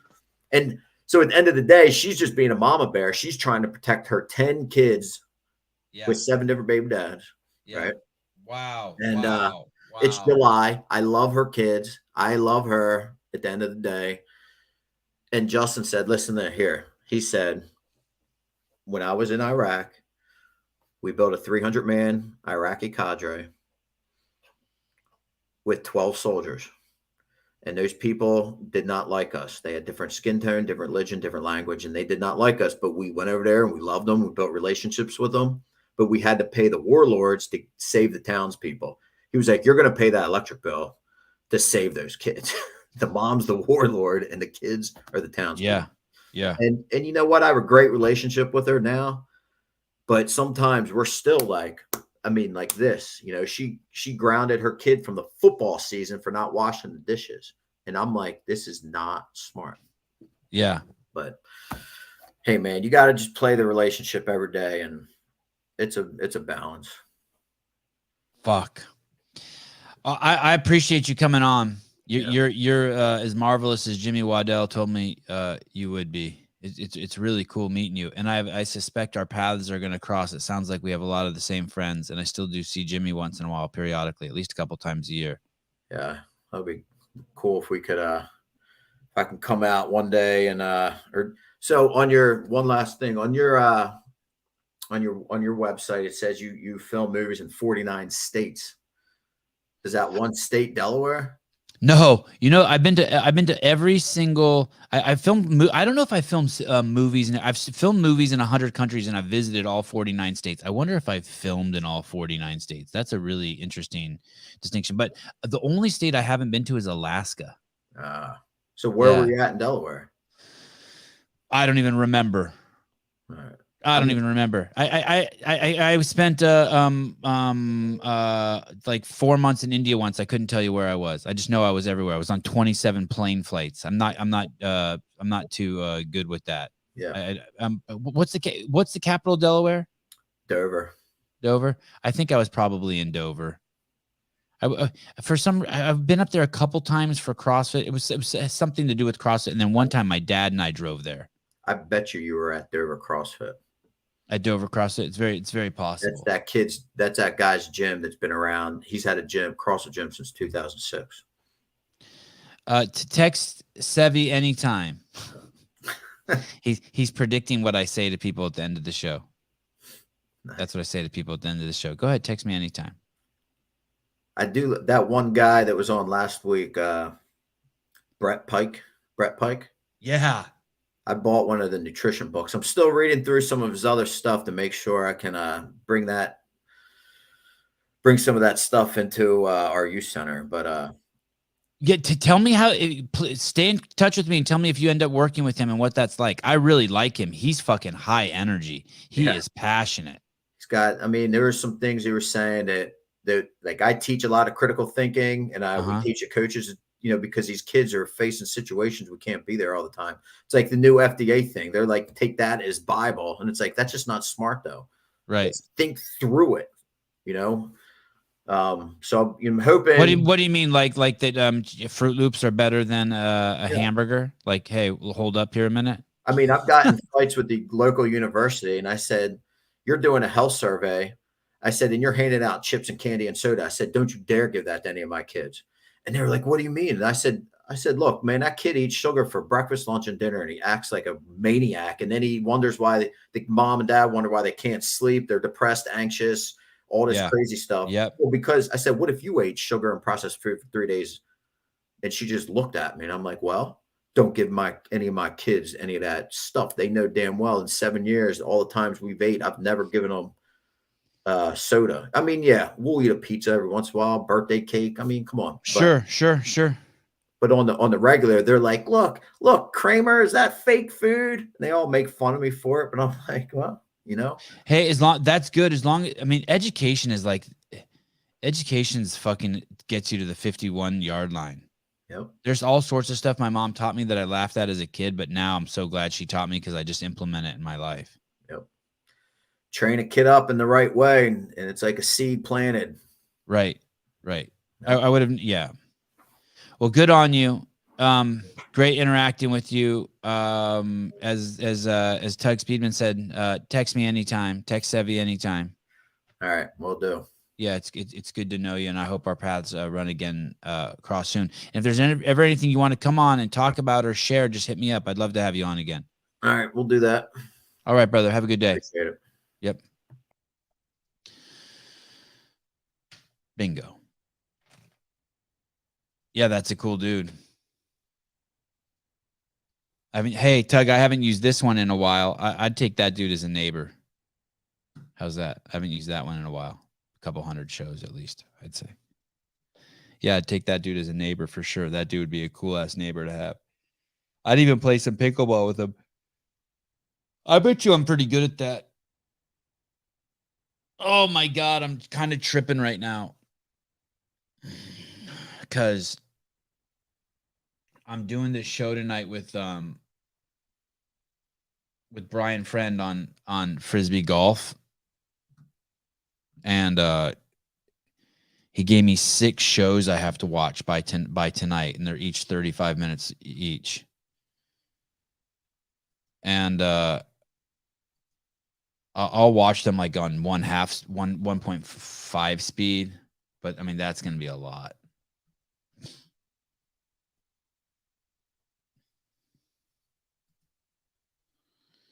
All right. His Adam's wife kind of looks like the just from that quick look at her, it looks like the governor of South Dakota. You know that lady? What's her name? It's the South Dakota governor. Yeah, the problem is with 2.0 speed is I have to take notes, and if you play too fast, it ends up like backfiring on me because then I got to rewind it, and there's a happy medium. I sold out of the first run of CEO mugs. That's awesome. Where is mine?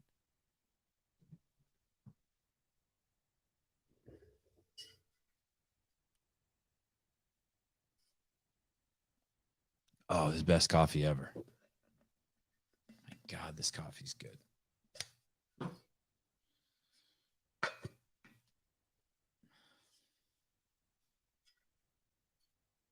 Oh, no, I'm not ready. I'm not even ready at all. What happened is the shows happened this weekend. And then they do synopsises of the show.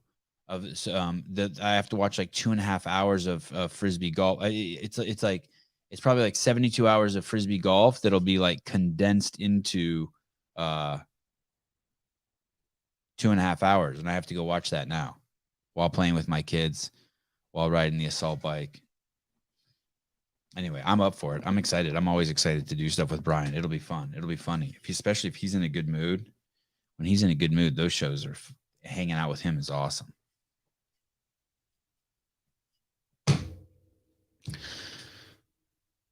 All right.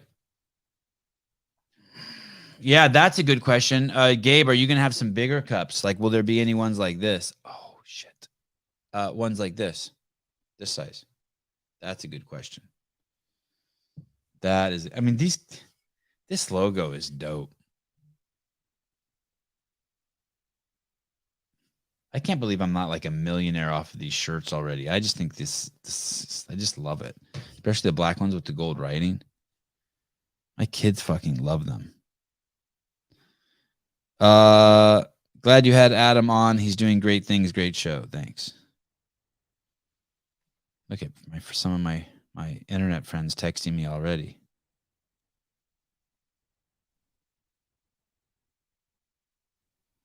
Oh. Man, the you know what's crazy? Want to hear something really crazy? That show that I did with, so when I used to do shows with Chris Cooper at CrossFit, they didn't do really well in terms of numbers. Chris Cooper's the guy who owns Two Brain Business. That's the largest gym consulting company in the world.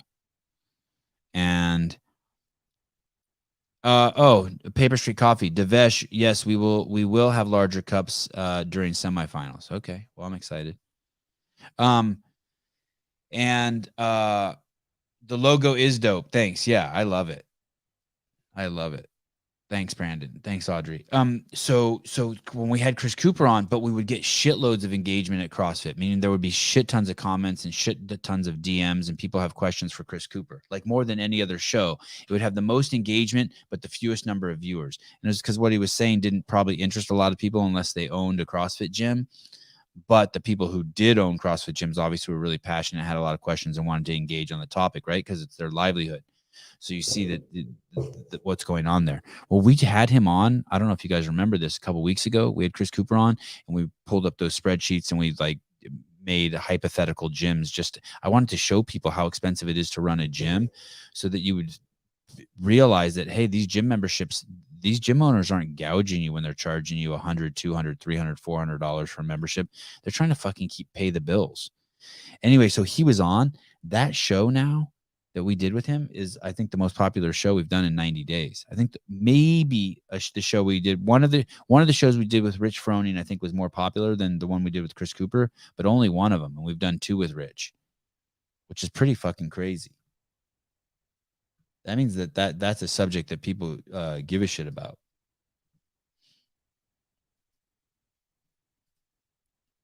I don't think it's healthy well, I don't know if healthy is the right word. I don't think CrossFit Inc.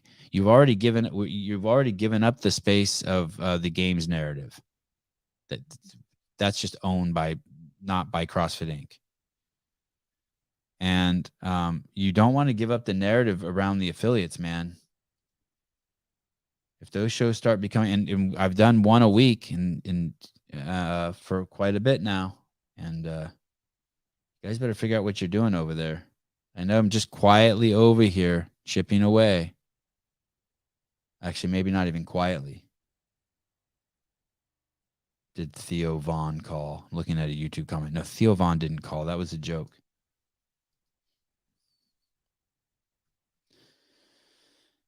Okay.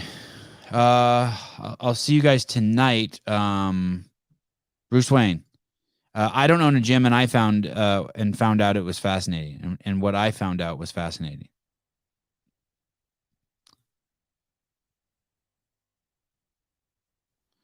Okay. I don't know what time the show is tonight. I want to say it's scheduled for 6, but I'm going to suspect that I'm going to push it back to 6:15. There's a good chance, because I will have my kids at jiu-jitsu till 5:30. I need at least 30 minutes to get home, and then 15 minutes to kind of unfuck myself.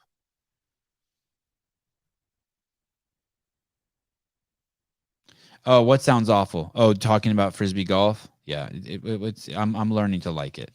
The thing is, Scott, I'll watch 2.5 hours, and so I'll be invested, and I'll have all sorts of questions for him. Oh, it's scheduled for 6:30. Oh, even better. You guys are great. Perfect. Okay. Tug Speedman, enjoy your assault bike, Sevi, and bye-bye.